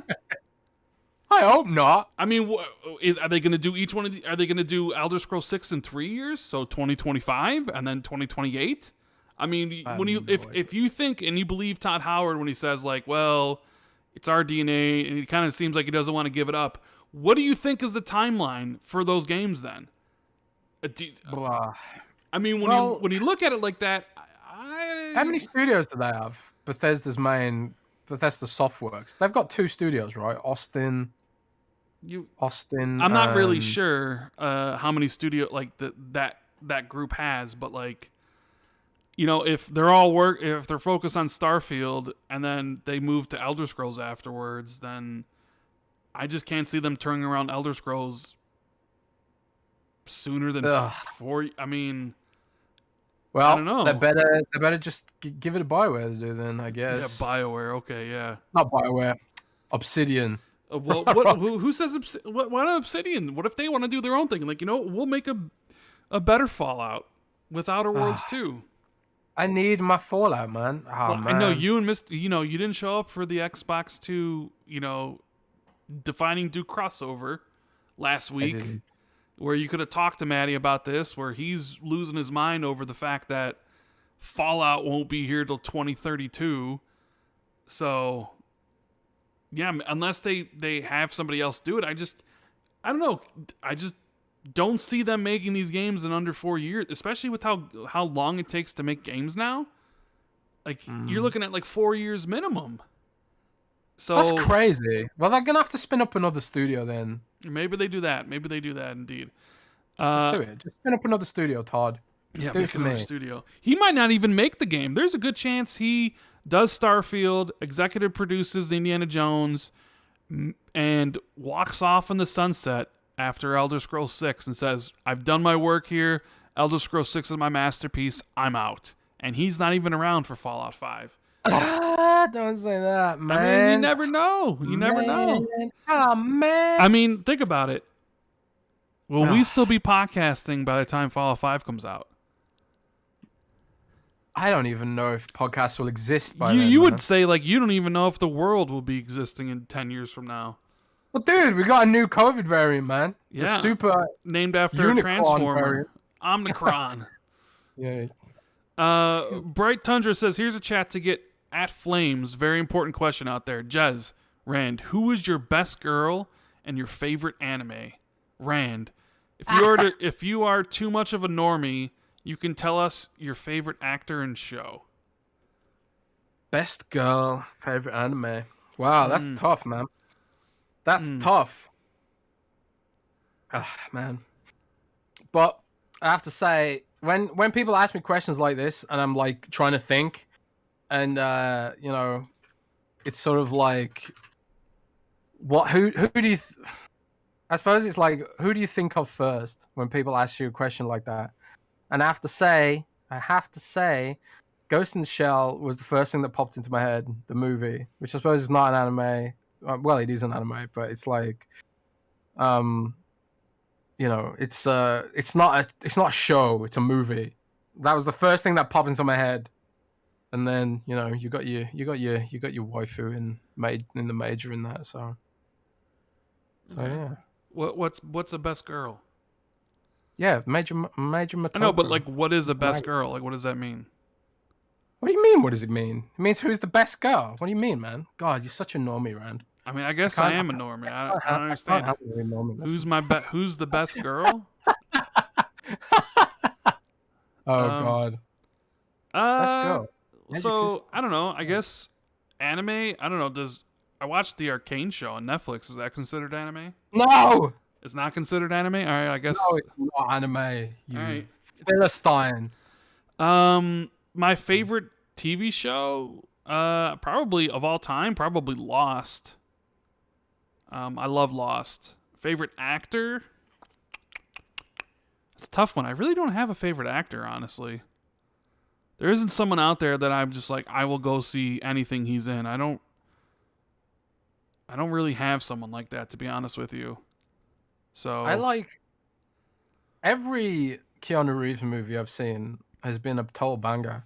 Keanu Reeves is a pretty good actor. I actually kind of like even his bad movies, like still enjoyable, you know. Man, yeah. My favorite actor is Christian Bale, though, hands down. Ooh, Christian Bale is crazy good, and he's in so many of my favorite movies. Have you seen The Machinist with Christian Bale? Yeah, Christian Bale's a really good actor. Yes, so good. Treybone 408 says, Jez and Rand, why is it that none of these companies import mobile games to consoles? Like Marvel games. Would love to play those and others on console. What do you think is the reason for mobile games not coming to console, Jez? Just not the audience for it? Yeah, I don't know. I really do think that someone's missing a trick. You know, I really do feel like some of these mobile games could work on consoles. Like Genshin Impact's like pretty big on PlayStation. I'm pretty sure. Yeah, it is. And Pokemon Unite obviously is pretty big on Nintendo Switch because it's Pokemon, I guess. And like I said earlier, there's not many MOBAs on Xbox. And someone mentioned Smite, but Smite is like literally the only one. It's the only real MOBA that we have on Xbox, which is crazy. And it's a third-person MOBA, so it's like a little bit different from what you typically expect.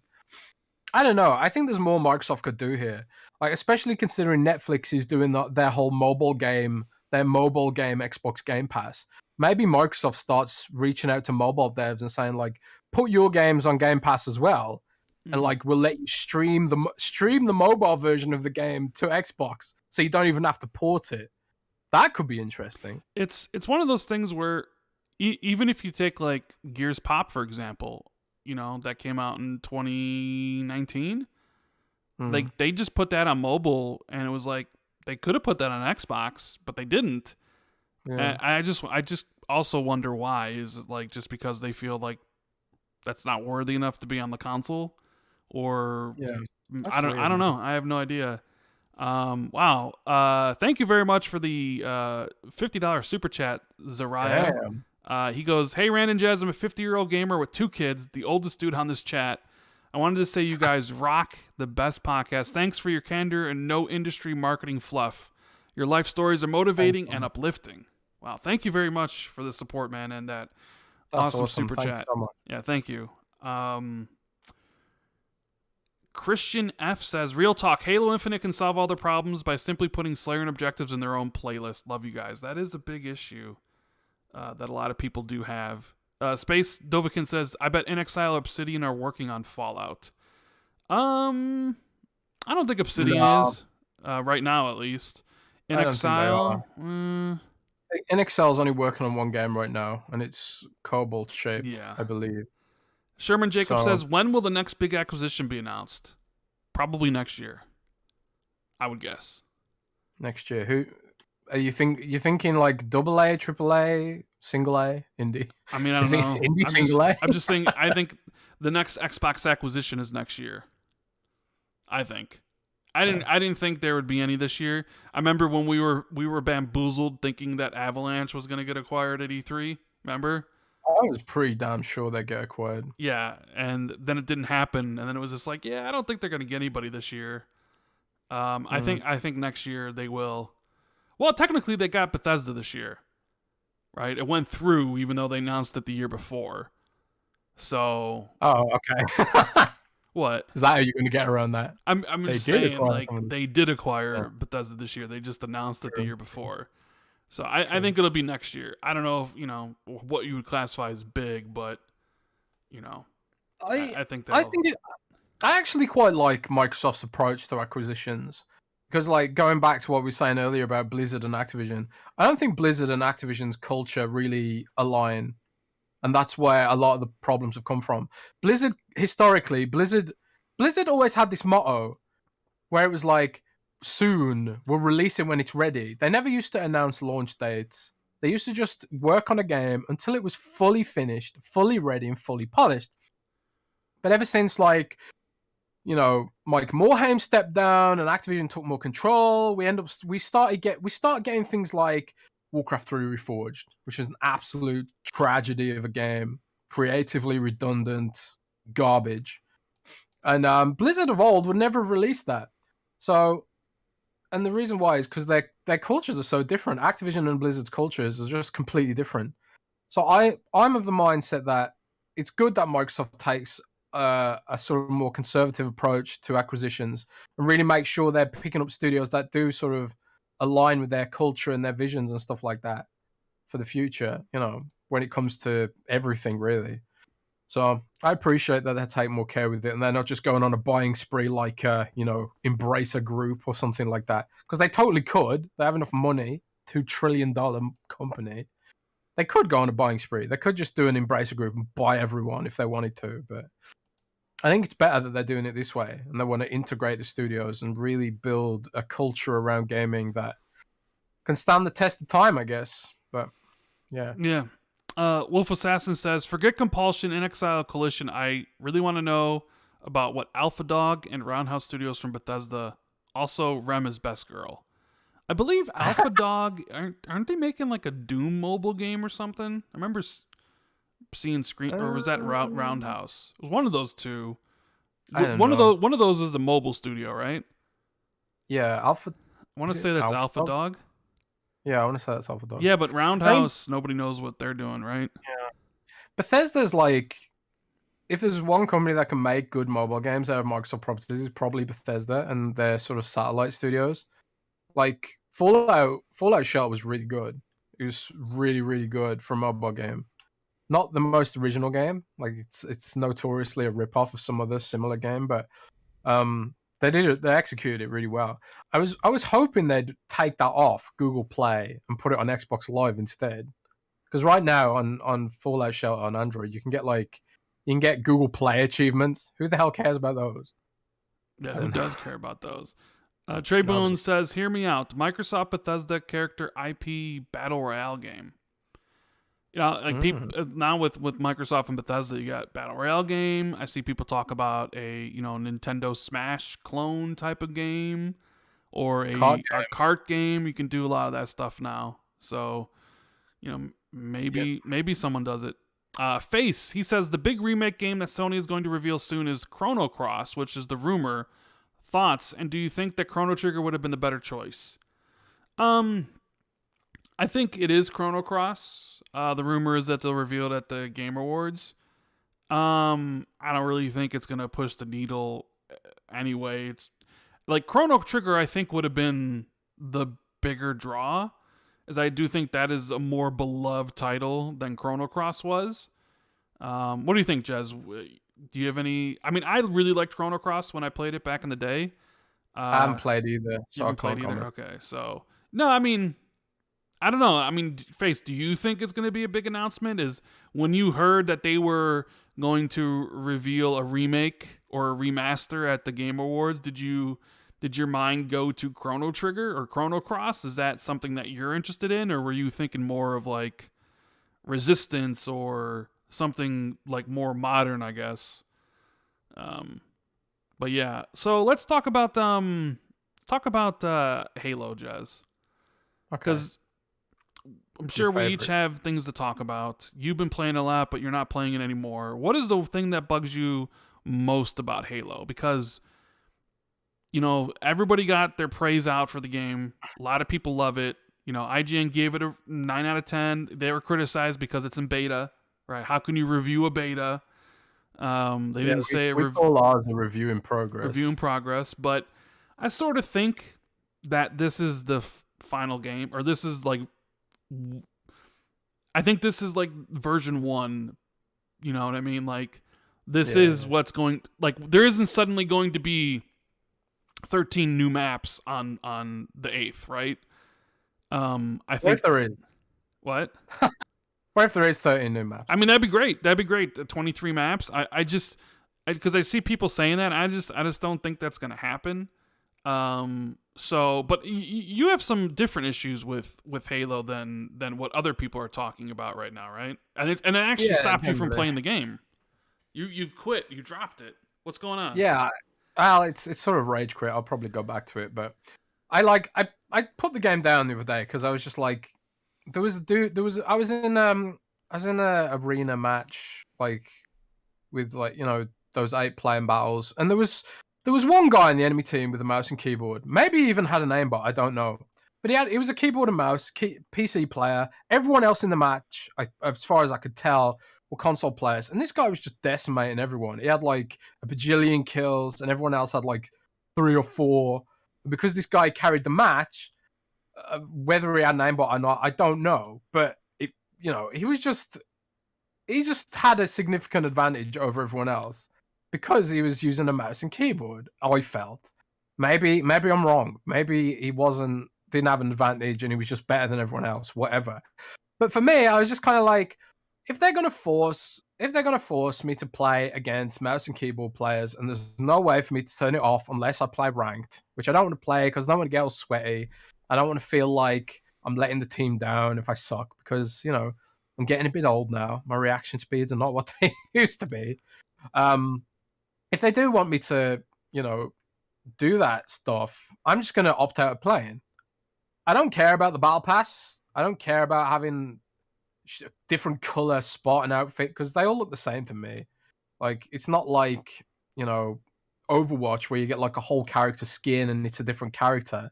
All the spawns look the same to me, so I really don't care about the skin stuff personally. Although I do think like they're a bit, the whole system's a bit aggressively priced and a bit slow. But I honestly, genuinely don't care about the progression of cosmetics in that game. It's whatever. But for me, it was just like, I don't know. I just got tired of the crossplay stuff, and I felt like I kind of felt like there wasn't very many maps, especially Big Team Battle. Is there only like 2 maps in Big Team Battle? 3 maps. Am I Big wrong? Team Battle. Yeah, like it just felt like when I was playing Big Team Battle, it just felt like I was on the same map every time. Big Team Battle is my preference, but I don't know. I just I got bored faster than I thought I would. That's that's it. But overall, I do think it's good. I don't think it's bad by any means. Like, it's certainly in a better state than Call of Duty and Battlefield is right now. And I don't like. I probably will go back to it if they make changes and stuff, and they add stuff. And I don't know. I'm going around. I'm going to a friend's house next week, and we're probably going to play Halo there. And maybe like I'll enjoy it more when I'm playing with friends and stuff. But I don't know. I just the forced crossplay stuff really just bugs me. I don't know why. I mean, what's your take on it? I mean, the forced crossplay stuff bugs me because one group pays for Xbox Live multiplayer and one group doesn't. Yeah, like too. I feel like as somebody who pays for Xbox Live Gold, who plays for multiplayer, I should have the option to either play crossplay or not. And personally, I think crossplay should be turned off by default. And should be something you opt into, not something that is automatically you're opt into and you have to kind of figure a way to get rid of it. But even like your article, or not your article, but Windows Central's article talked about, oh, this is how you opt out of crossplay for Halo Infinite, but it didn't really work that well. Like, it kind of still broke matchmaking to a certain degree, right? Well, yeah, it totally breaks matchmaking because nobody knows you can turn it off. And because nobody knows you can turn it off, you end up in a really tiny player pool. Microsoft knows that, and that's why it's hidden, because they don't want you to use it. Yeah, and it sucks. Because this is the whole thing about the ecosystem, and it's great that you can buy a game on your Xbox console, and you can play the game on your PC, and your saves transfer with you, and then you can play it on mobile. Like, that is the great part about it. But the dirty little secret, the dirty little thing that Xbox doesn't want people to, to kind of get too angry about, is that there's a group of people out there that are playing Halo Infinite for free that then have to, are also paying for Xbox Live Gold, even though this is a free-to-play game and you don't actually have to play for the multiplayer. Like, I've always been of the opinion that since if you're paying for Xbox Live Gold, then you should have the option to disable crossplay. But they're not. It's forced because that's just how Xbox is going to do it. And Dragon Game is right. It's not Xbox Live. It's Xbox Network. And that is true, but I will forever call it Xbox Live. Just like I'll never call it Xbox. I will forever call whatever the hell they're calling White Sox Park, whether it's US Cellular or whatever, it's always Comiskey Park to me, no matter what. And the Sears Tower is always the Sears Tower, not whatever it's. I don't even know what it's called right now.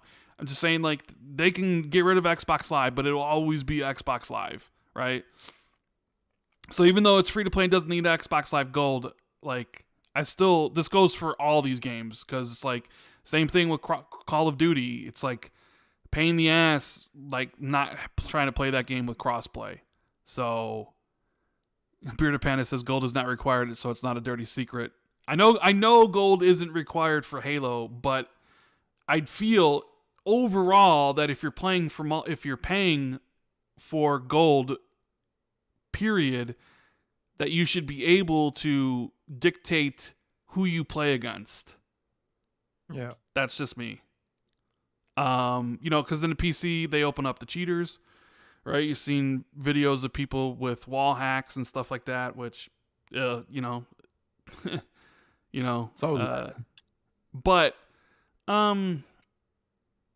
I could see people, not being happy with the crossplay stuff. I don't really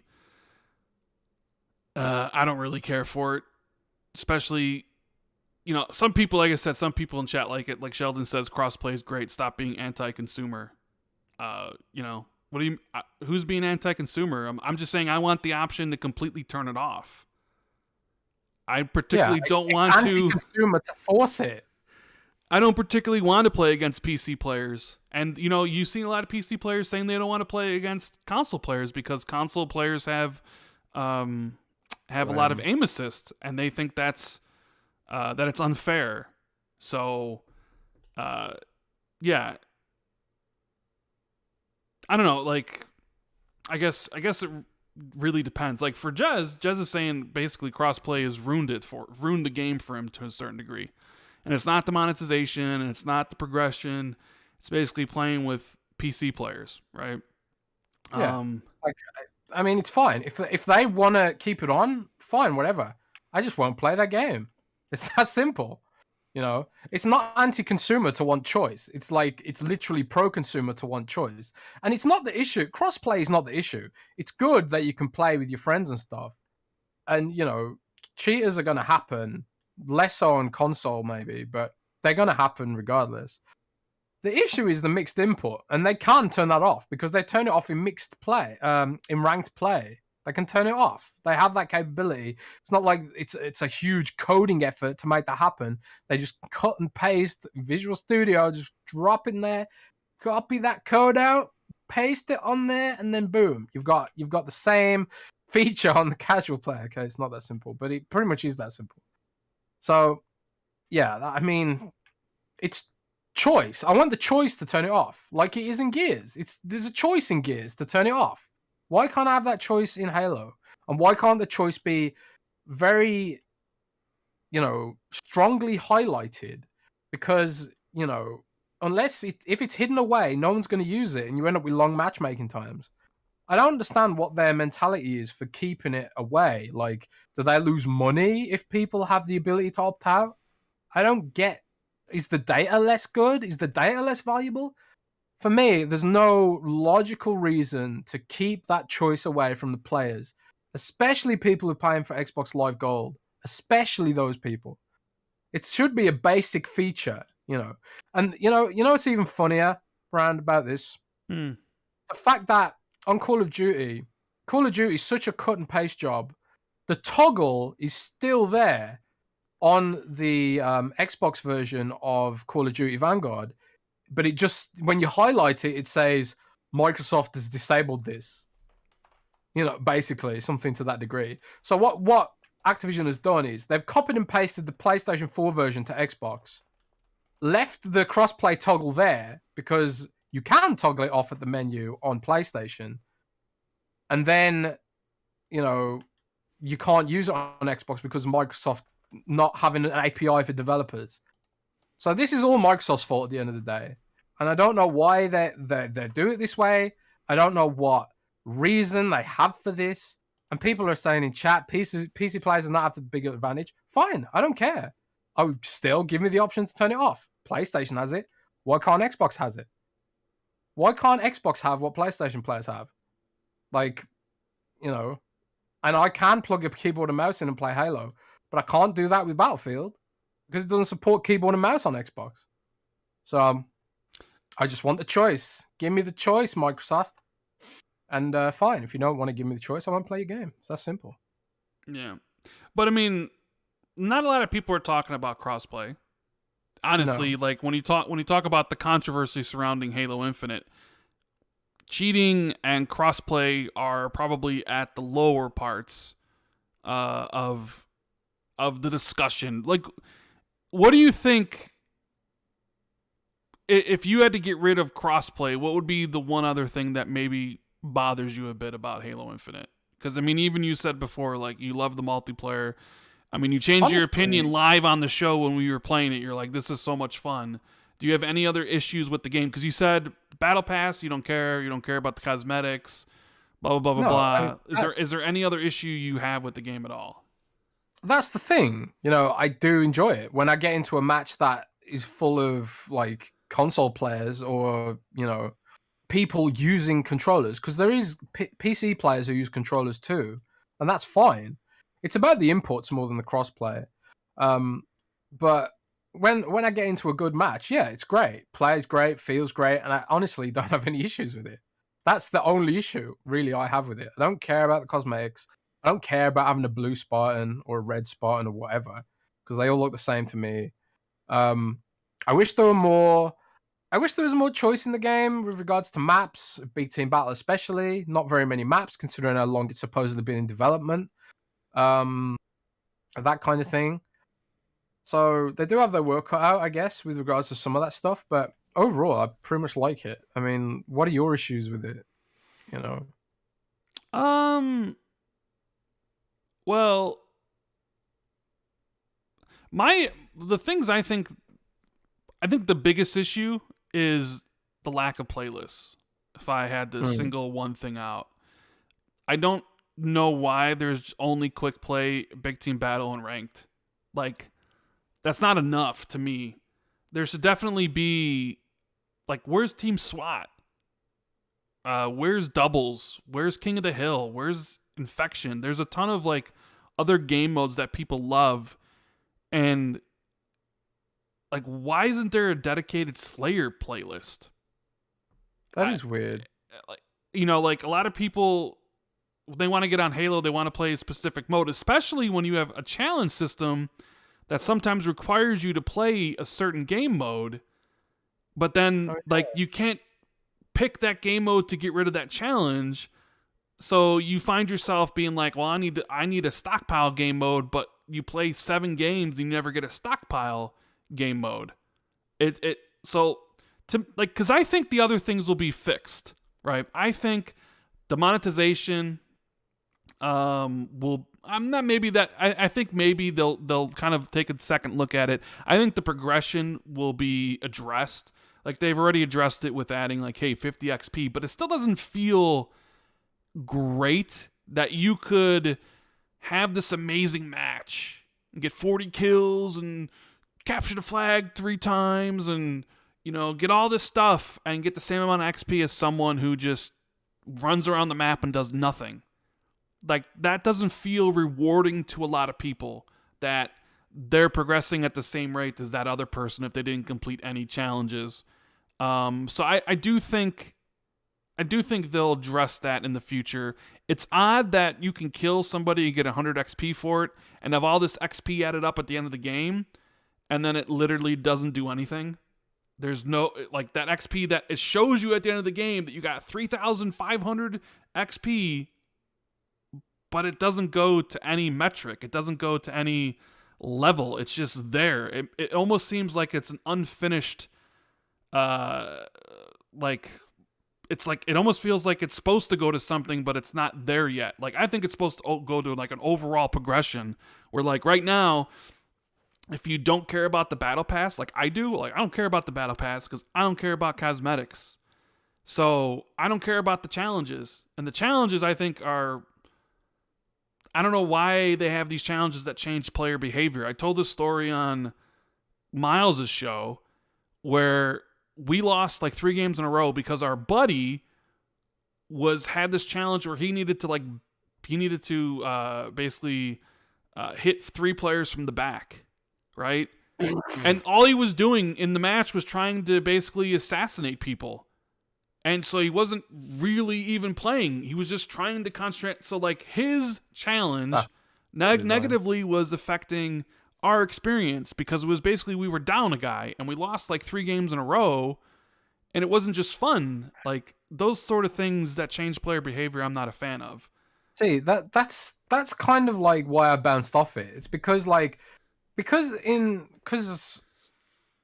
Slayer's 4v4, right? If I remember right. Yes.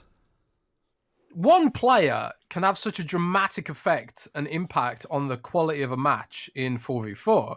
If there's like one dude with a PC and mouse, a mouse and keyboard on PC, and like everyone else has a controller, that like dramatically affects the pace of the match. But like what you say, if there's someone who's trying to farm a specific challenge and they don't have like, say for example, they don't have like very many hours in the day to play, so they've got to get that challenge done that day, that kind of screws the game over as well. I didn't even really consider that. You know, maybe our team got stomped less because of the guy with the mouse and keyboard. Maybe there was a dude on my team who was trying to do that. One thing I have seen in Big Team Battle is people just standing around doing nothing, actually, or just running around, running into a wall or running on the spot because they're just farming XP by not participating. That's something that used to happen in World of Warcraft, where people would just join a PvP match and not actually play because you still got something at the end of the game, and you could just farm it that way. I don't know. Yeah, I think weird, maybe a lot of people's issues would be alleviated if they just let you play what mode you wanted to play. Like if you could just log in and be like, I want to play Team Slayer and I don't want to have to maybe play Oddball or Capture the Flag. People are like, all right, Slayer's my jam. This is what I want. I think maybe people's issues are being compounded by the fact that they're essentially being forced to play modes that they don't want to play. I'm not a fan of that battery collecting mode in Big Team Battle, whatever it's called. Do you know what I mean? Yeah. We have to collect the batteries and put them in the thing. I don't like that mode. I sort of wish, I don't know, like why you couldn't progress through the battle pass with just the XP you earn in the game from your performance and how you're doing, and then there's there's challenges that they have now that you could complete that would just give you additional experience towards the battle pass too. So there'd be like two ways to do it. I mean, I'm not worried about that. They'll fix that. I mean, they already said that they'll work on it, and I think they understand in this day and age. Like, look, I've seen this a lot on Twitter, on social media. Like, do you remember when we used to play games for fun? Right? People have been saying that. Like, we used to play games, for fun back in the day, and we don't care about cosmetics. And I was one of those people. I probably still am. Like, I played Halo 2 for so much time, and I wasn't chasing after anything. I played PUBG forever, and I wasn't going for any Battle Pass stuff. In fact, we dropped out of the game, I think, when the Battle Pass stuff happened, and I never bought it. But that's me. I'm not like everybody else because I don't care about Battle Passes. I didn't buy the Halo Battle Pass at all. They give you the extra slot, they boost you up 25 ranks, but I looked at the stuff and I'm like, I don't care about any of these cosmetics. But I think I'm the odd one out on this, because I do think people, ever since the introduction of Modern Warfare in 2007, have cared about some form of progression. They want to fill bars. People love to fill bars, Jez, right? They love to get rewarded with stuff. And even though Halo Infinite is a ton of fun, if people feel like they're not being rewarded properly or enough, they will stop playing the game. And I know that maybe sounds ridiculous. They'll be like, but you're having fun. Why would you stop playing? There's something in your brain that you've been conditioned, man. You've been conditioned to get rewarded for things. And when you don't, there's a psychology term for this, but it's slipping my mind right now. So even though you could be having fun, but if you're not feeling rewarded, there's a good chance that you won't continue to play. So I mean, Microsoft themselves created this with their whole achievement system. It comes back to the achievement system, really. I mean, Microsoft sort of invented. I don't think it's even that. It's just that.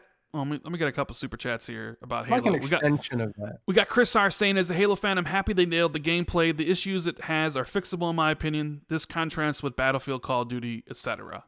Very true. I mean, I think everybody agrees that Halo was, it had the least, like, when you talk about the issues Halo has, it's all about secondary things. The playlists and the monetization and the progression. Like, nobody is talking about the servers or like the gameplay or anything like that. It's all these other things which can be fixed. The best bot, Kid Smooth, says Free For All or Lone Wolf would be the perfect for people chasing challenges. Absolutely. And it's just kind of weird that there's only 3 things to pick from. So I don't know what it is. But yeah, there's that sense that, like I was saying, that you need to feel rewarded, and it's been conditioned in gamers since Modern Warfare. Like, every single multiplayer game has it, and this one just needs to fix it. I personally don't think the challenges are the best way. Like, I don't like game-altering things like that. They probably can come up with a better one. The monetization stuff, Like, I look at it, it's just like, it seems within industry standards. I mean, Fortnite sells $20 skins. Valorant is selling $80 skin packs for its weapons. You know, sure, you might look at it and be like, a $15 sword? Like, that's ridiculous. And it's just like, yeah, maybe it is. And you know what is ridiculous? And I'll say it here on the show. I said this on Chatterdays. The fact that if you buy that sword or get a unlock for a color, but it's only specific to the armor that you unlocked it for and you can't use it on any of the other ones. Like if you unlock that sword for the samurai armor, you can't use that sword on your other 2 armors. And I just find that greedy to a certain extent. Especially since the bots can all mix and match. When you play against the bots, they all mix and match different armor types for different things for the different armor cores. So it's like, okay, I unlocked the color purple for my Mark 7, but I also want to have color purple on my Mark 5, but I have to, you unlock the color purple. You should have the color purple for all your armor cores. It shouldn't be 3 separate unlocks. I just think... That's how it works in Destiny, isn't it? I think so. I don't know. To me, when I see that, I just kind of cringe because it's like, that's, look, you can sell these things for the amount of money that you're selling it for, but like, if I buy a sword for $15, I should be able to put that sword on all my armors. You know, and personally, I just, when I see them do it, it's like, you might be going a little bit too hard there to like, kind of like, well, you can only use it on one. It's not. I don't like that. Yeah, but I think it's all fixable. And I did ask the people, everybody in chat to vote on, do you like forced crossplay with PC? And 266 votes, 75% said no, 25% said yes. Shocking. So they don't like that. The Don JG says, getting 5 sprees in Fiesta this week has been the most irritating challenge in Infinite. I don't like the mode at all, but I have to play to progress the event. So, yeah, and like Treybone says, this could just be in the beta, Rand. It's sure, like, yeah, it could be. Maybe on the 8th, you know, everything changes. They have more maps, the more playlists open up. They change some things around with, like, you know, if you have a purple armor coating, you can have it for all of them. Sure, absolutely, that could happen. And then guess what? If that did happen, then there'd be no complaints about Halo, and everyone would be happy because they'd be like, "Oh, okay, it was a beta, and we all beta tested it, and it works." I don't know. Let me ask you this question, Jez, because it was brought up on Colt's podcast on Monday, where Khalif, who does the Spawn on Me podcast, and Lord Cognito were his guests, and they talked about how like the starting armor coating doesn't look very good, and they called it like #Ashy Spartan. Like when you compare the armor coating that you get for the Spartans in the beginning, and then look at the armor coatings that are for the Halo Championship Series, you know, those real cool looking ones, like those are all like very vibrant, very clean looking. They look really good. They kind of feel that like it almost was an intentional design to make you want to spend more money. Do you know what I'm talking about? Yeah. Well, this is the problem with free to play, right? It's like, this is free to play. You know, this is. It's funny because like all the console players are now discovering what it's like on mobile, and like games like Fortnite and stuff like that. You know, this is what free to play is. They don't sell you the game. They sell you crap inside the game. You know, and some of it's really expensive crap, you know. And that's just the way the industry has sort of revolved around free to play. But,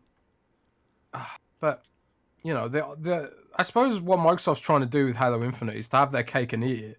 They can still have the retail sales on the campaign and sell DLC and story updates for that, theoretically, if everyone likes it.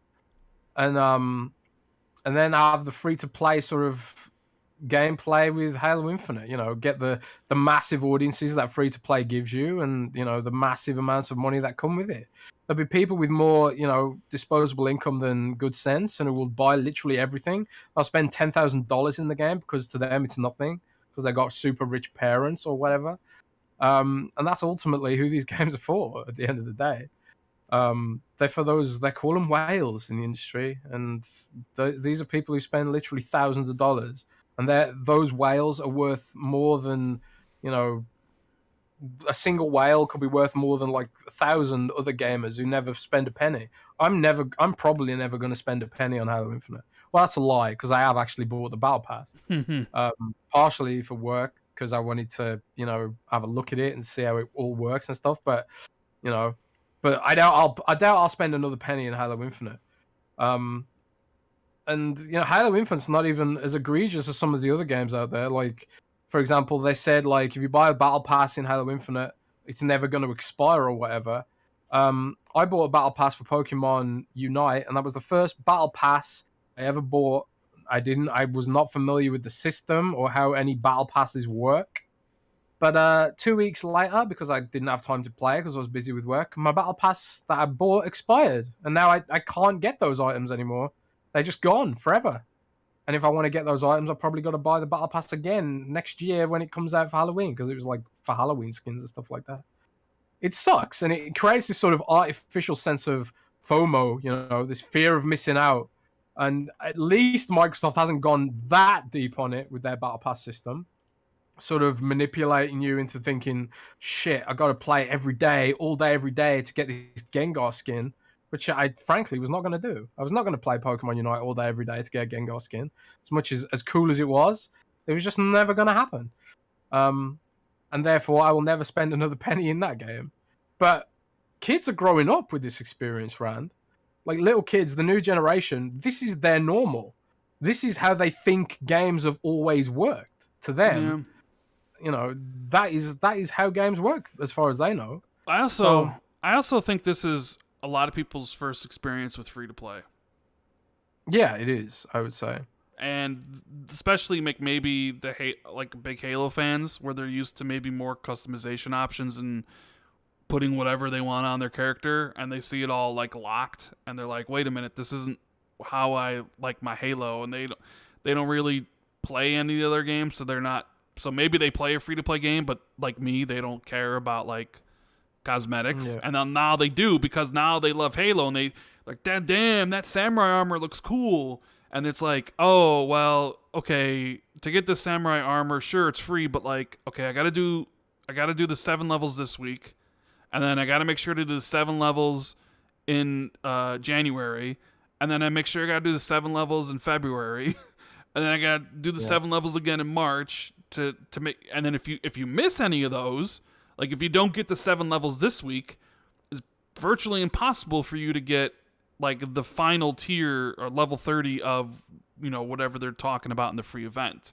Sure, you could get the armor core at level 4, but like some of the other stuff at level 30 you won't be able to get.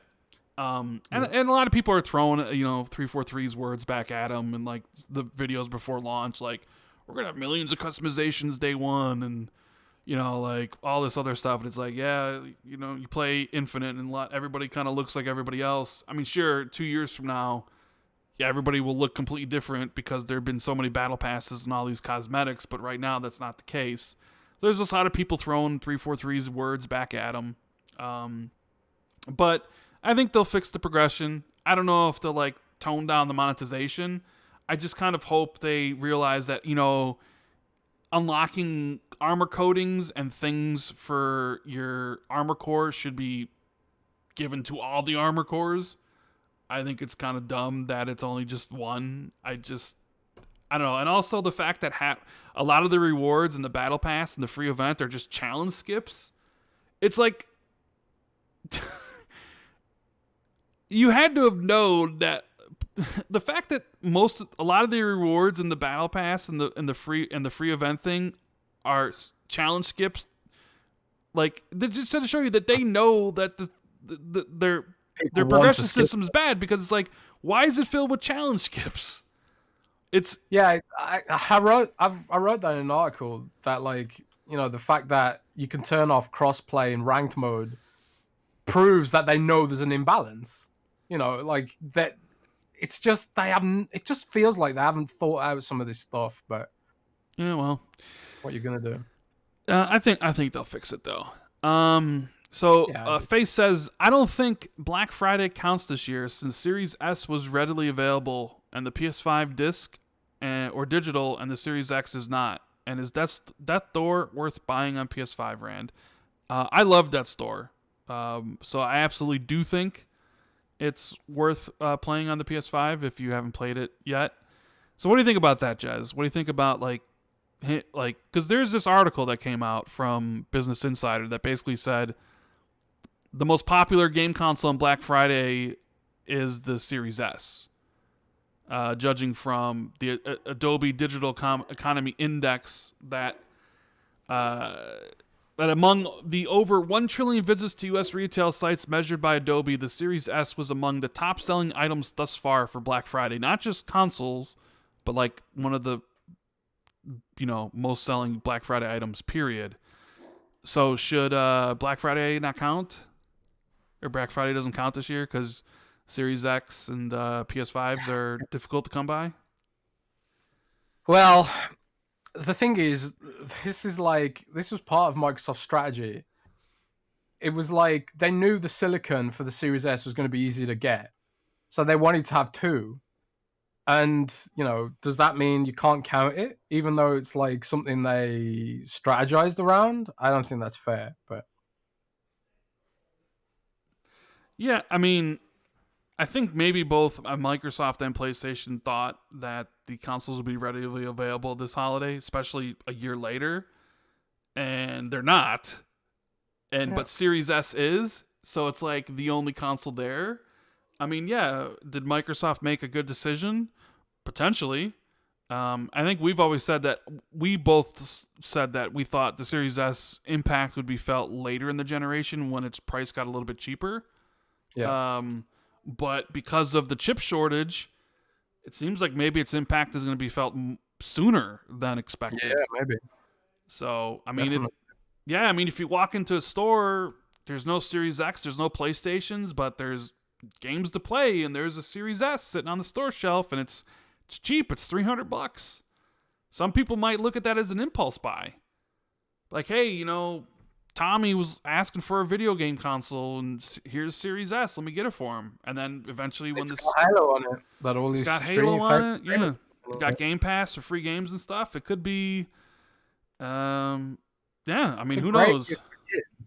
If it's interesting because I think a lot of kids this year, their first console is going to be an Xbox Series X, Xbox Series S.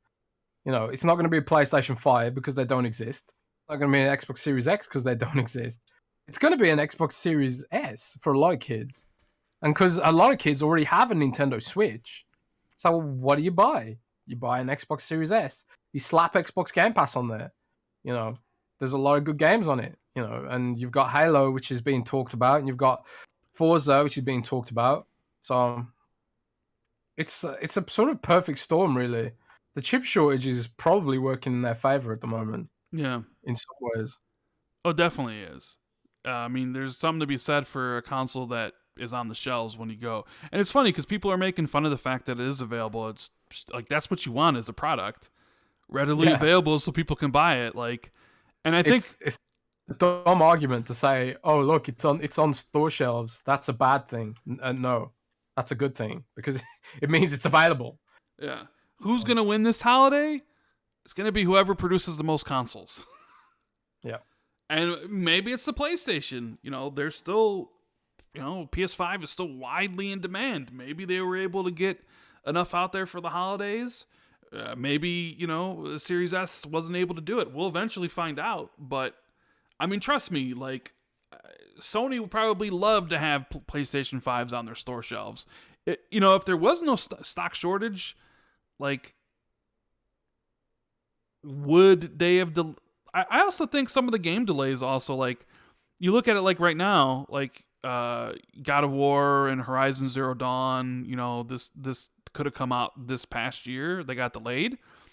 If you're Sony and the developer's like saying to you, you know what, we're not sure we're going to make this year, but you're selling out everything that you have, it's like, okay, yeah, no problem. Just release it next year when we actually might have consoles that people need to buy. You know what I'm saying? It's like, I mean, we've seen that in the blogging business, because in the blogging business, one of the things that retailers do is they'll be like, "Oh, link to us instead of Amazon, and we'll give you a cut."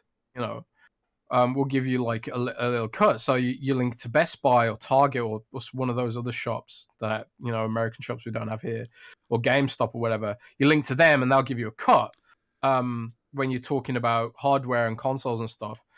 A lot of those retailers, they stopped giving you a cut on the PlayStation and Xbox Series X because they didn't need to compete, because they were selling out literally everything they had. So I suppose if you're Sony, you're in a position where you can delay games and make them as good as they can possibly be. But in a way, as if you're Microsoft, you don't really have that luxury, because you need content constantly for Game Pass. mm-hmm. So it's an interesting set of dilemmas, really, for both companies. I mean, hell, the Series X and S were mostly sold out. Like, X was sold out all year for the most part, and S was available here and there.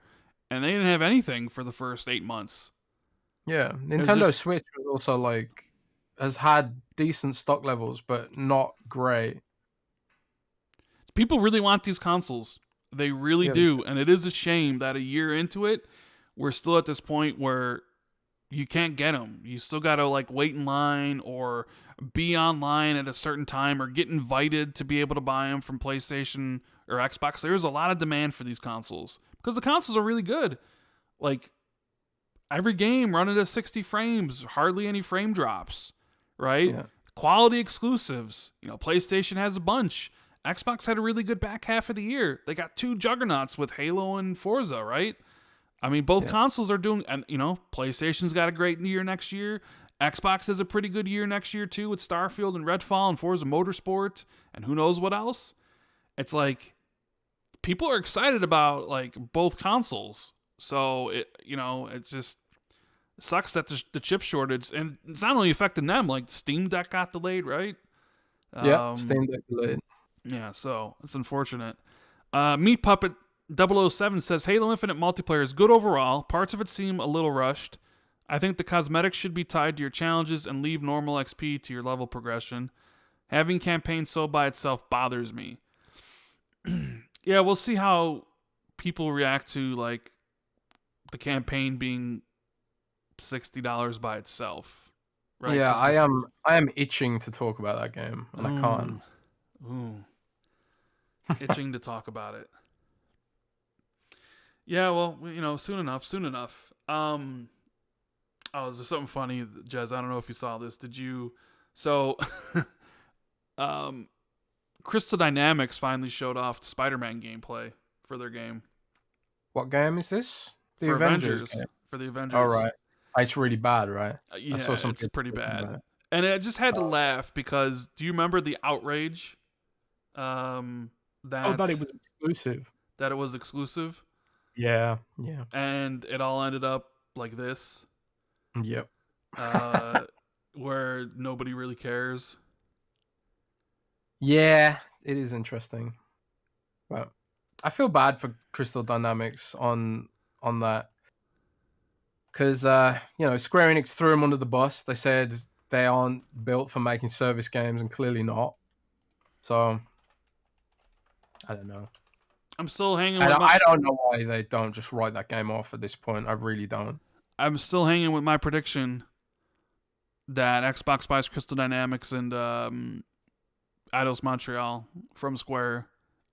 Yeah. In the future. So. Maybe not. Maybe they're... Because Guardians of the Galaxy was critically well received, even though it was discounted for Black Friday, which means nobody bought it.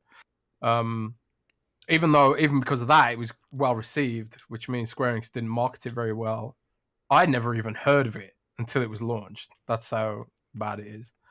But did you play that? People were saying it was good. No, yeah, it's really good. I just haven't been much in a gaming mood recently. But yeah, people really like it. it's definitely going to be on people's game of the year list. And but yeah, I don't think it sold well either. I think it debuted at like number 7 on MPD, which I never even heard of it. Like, I think after Avengers, a lot of people just expected it to be bad, and then Square Enix didn't bother marketing it and stuff. I don't know. One Bad Mother and Radimus go hashtag or quote prediction. Like, I would know if they're buying, like yeah, Phil Spencer's whispering me like, we're buying Crystal Dynamics. Like, come on, I wish, but I don't know. It's just one of those things where, plus you have Square Enix publicly talking smack about Crystal Dynamics, like, oh, they weren't the best developer to make Avengers or games as a service. It's like, huh? Oh, you're talking smack about your own dev? Yeah, it was not. I don't know. Some people said it was translated badly, but I don't know. It just seemed kind of mean to me. I don't know. Yeah. So, what else we got here? Halo. We got Halo stuff. The Xbox S, the Series S, Black Friday. Yeah. You know what? I think we cleared everything I wanted to talk about. So cool. If we'll take some questions as always. Anybody has anything they want to ask, make sure to put it in the chat below, the chat, and we'll answer it. Thank you guys for being here on Saturday. Hopefully we'll be back next Friday with more stuff to talk about. It'll be December Game Awards predictions, because that'll be soon after. And yeah, we appreciate everyone being here. Super chats, people just chatting away, lurkers, people listening to this later. We all love you. You're absolutely amazing. And, you guys rock. Yeah. Make sure, if you're looking for a gift, Manscaped's got you covered. Code XB2 this week, 45% off. And yeah. Take some questions? Yeah. I'll take some questions, see what people got to say here. Were you scared when I left you alone? No. I'm getting better at this thing. I think I just found a blue tearstone ring in Dark Souls 1. No idea what it is. Andy Hart says, Rand, did you ever play and beat Manhunt? I did beat Manhunt back in the day. So yes. Yamaha says, what game is that? I think the game that I'm currently on screen is Death's Door, which is absolutely fantastic.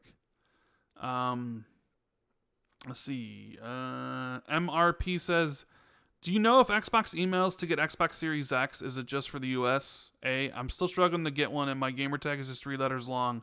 That's how long I've been on Xbox. Presumably, I think it's USA only, right? Most things are. No idea. Probably. I don't know for sure, but usually it is. Yeah. Face says, Rand Jez, I have a prediction. Street Fighter 6 will be exclusive to PlayStation, and will be revealed next year. What you guys think? I think it's a good possibility. I would not doubt that. I think that's already a rumor, I want to say. I mean, they bought Evo. They had the relationship already. I could totally see Sony wanting to kind of double down on fighting stuff. I could totally see them buying Street Fighter 6. Yeah, I can see that. And there's no Street Fighter this time to counter it. Xbox just won't have fighting games, I guess. Yeah, that is pretty bad for Microsoft if they sort of don't have a fighting game at all.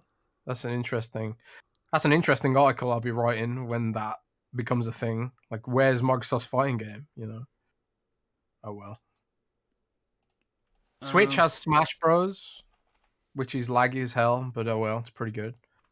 And then Sony will have Street Fighter, and then Microsoft will have nothing because they don't have a dev for Killer Instinct, supposedly. Oh well. Let's see what else we got here.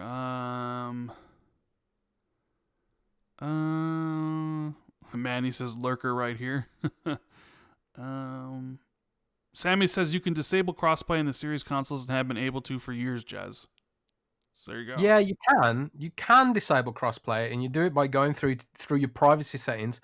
but nobody does it. And when you turn it on, you get put into a separate pool of gamers who don't have it turned on, and there's nobody in that pool. So if you're playing Call of Duty, you end up waiting a million years for a match. And if you're playing Battlefield, you end up in a match with loads of bots. It's lame. Microsoft should put that feature front and center so people who want to turn off crossplay can do so. But the fact that it's buried away, hidden in a system setting behind at least 5 different menus is bullshit. And it's because they don't want people using it.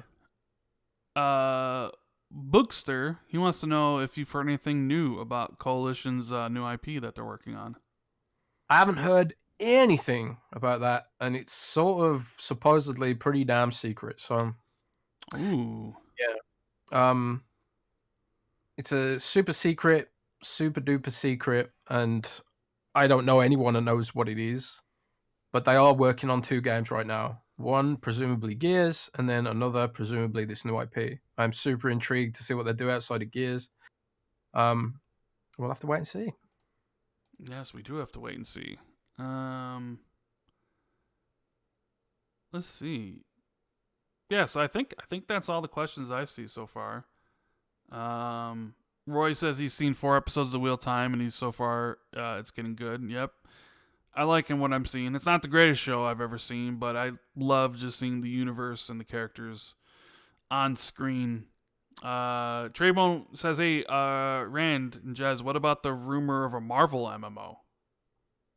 Who would be making that? Microsoft's Elder Scrolls Online dev, because they are working on a new MMO.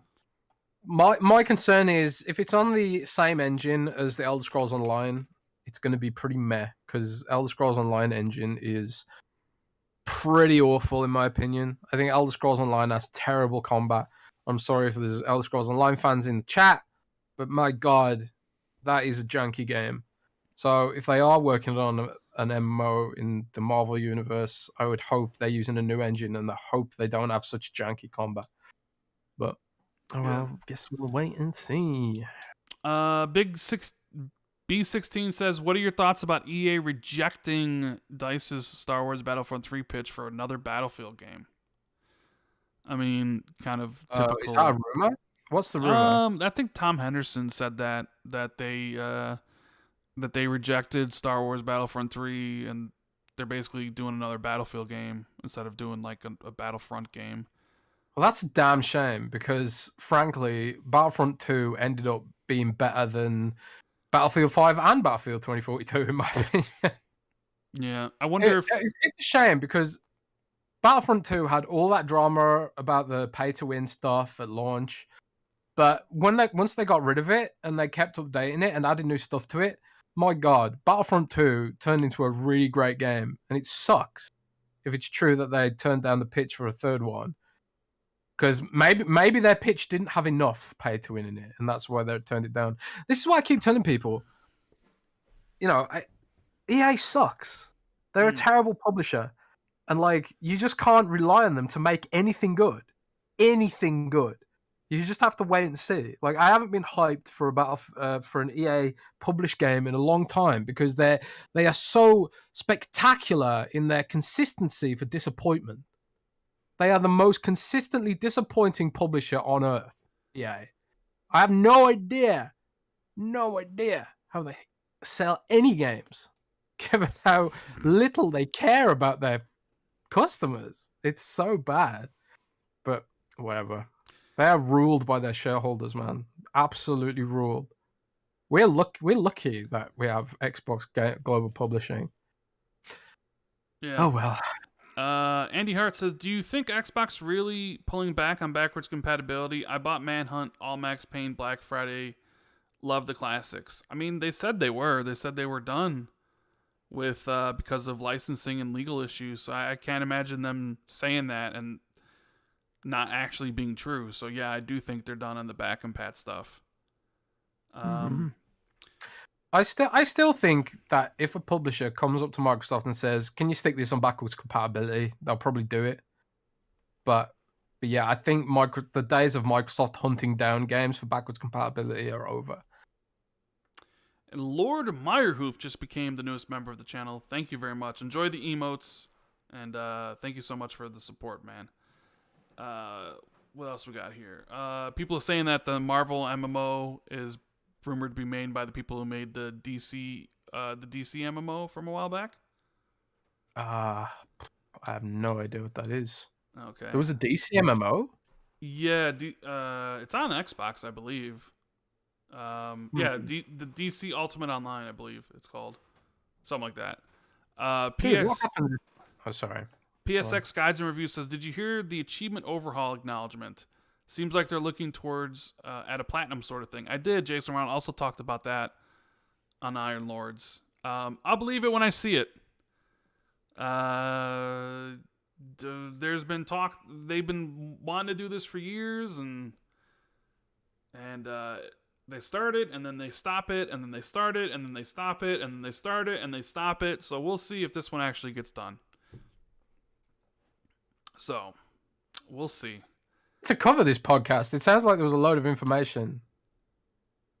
Yeah, I mean, you should have written an article about it. When was this? Last Sunday? Yeah, last Sunday. How the hell did I not hear about this until now? I don't know. You guys, Windows Central didn't cover any of this stuff? I don't think so. Jeez, what are you guys doing? Black Friday, man. Christ. Meat wants to know if there's any rumors of Ubisoft Plus and Game Pass. Jez? I don't know what's happening with that. I know they're in talks at some point, but, you know, we were expecting it this year and it hasn't happened. Maybe they're going to work with... Maybe Ubisoft got a better deal from someone else. Ubisoft, you know, they want to get the best deal, and there's a lot of potential buyers right now. Amazon Luna is going to expand outside the US next year. So maybe they do a deal with Amazon for exclusivity instead. I don't know. But I haven't heard anything recently about that stuff. I do know Microsoft's goal, like their North Star, is to get everyone on Game Pass in some form. But, you know, Microsoft sets these lofty goals for themselves and often doesn't hit them. So that's Microsoft for you. You know, yeah. They plan to take over the world, and that's how far they'll push, because that is their goal. You know. Flame wants to know, Jez, if he will ever find true love. Who? Flame. Flame? Yes, Flame, you will. Just you know, play lots of video games and work on yourself, man. Yeah, there you go. Jez has spoken. Craig Jackson wants to know, when do we think the price of Game Pass will increase? It's a good question. Usually they do these things in line with inflation, right? Usually. And we are seeing a lot of inflation right now. So maybe there's a good chance they'll increase it next year. To what, like $1? Like, instead of 10, it's 11? Yeah, maybe. $10.99. I mean, there's crazy inflation because of the economy spinning up back to life after COVID. Supposedly, anyway. I don't know anything about economics, so I'm not going to comment on it. I would think more of a price increase, like a significant one, like, oh, it's $10 and now it's $15, and $20 and now it's $15 for regular Game Pass and $20 for Ultimate. Like, I think people expect in a couple. No, like they'll do it how Netflix does it. Small incremental Netflix. I think Netflix has increased it large like $2 or $3 at once, especially for the larger plans, like the 4K plans with 4 people in the family.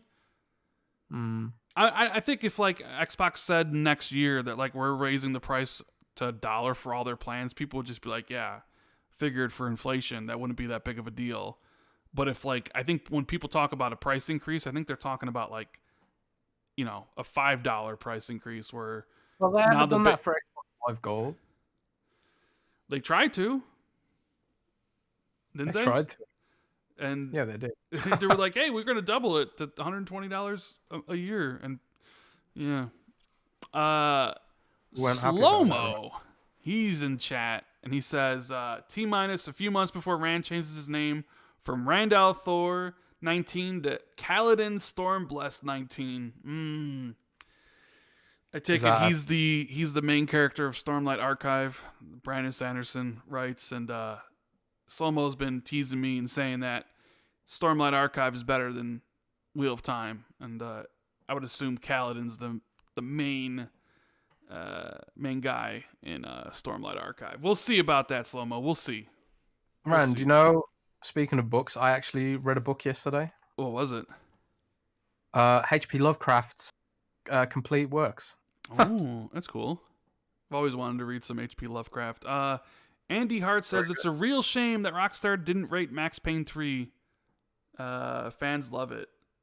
Yeah, Max Payne 3 is a good game. Like, even I remember thinking when Max Payne came out, like, this isn't a modern Rockstar game at all. It's got no microtransactions. It's got no, shock cards or whatever they're called in GTA Online. I literally remember thinking that when it came out, that there probably won't be another one because it's not a service game it's like a pure video game. Those are so rare. A pure single player AAA video game. Those just don't exist anymore, barely. And it was bloody great. I was playing Max Payne 1 the other day, and it holds up. Bloody well holds up. Brandon says, Rand, thoughts on the Forza bans for exploits and glitches? I didn't even know I don't know anything about that. Are they banning people for stuff? That's news to me. I heard something about it. Like, there were like glitches where you could like exploit and get like millions of credits or something, and people have been banned for it. These kind of bans are always controversial because it's like, yeah, you're banning us for putting a glitch in the game that you guys put in there, maybe. I've seen it happen in World of Warcraft before where Blizzard's patched in a bug, people exploit the bug, and then Blizzard bans the people who exploited the bug. And they're like, well, in our terms of service, it says we can ban you for any reason or whatever. But I think that's probably... I personally think that's heavy-handed. If someone finds a bug in a game, I don't think you should punish them for using it. You should probably just patch the bug and then take their credits off them. Yeah. But especially because of Microsoft account. If I got banned on my Microsoft account, like, that's like my entire life. I'd have to I'd lose hundreds of games, hundreds of movies, that kind of thing. Yeah, and the Don CJG says, Phil did say the Game Pass is profitable. Would they really need to increase price while in growth?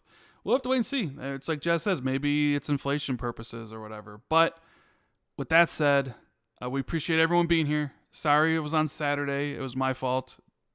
Couldn't do the show yesterday. But hopefully we'll be back on Friday next week with a lot more to talk about. And until then, keep it gaming, guys. And don't forget, Manscaped. XP2. Later, guys.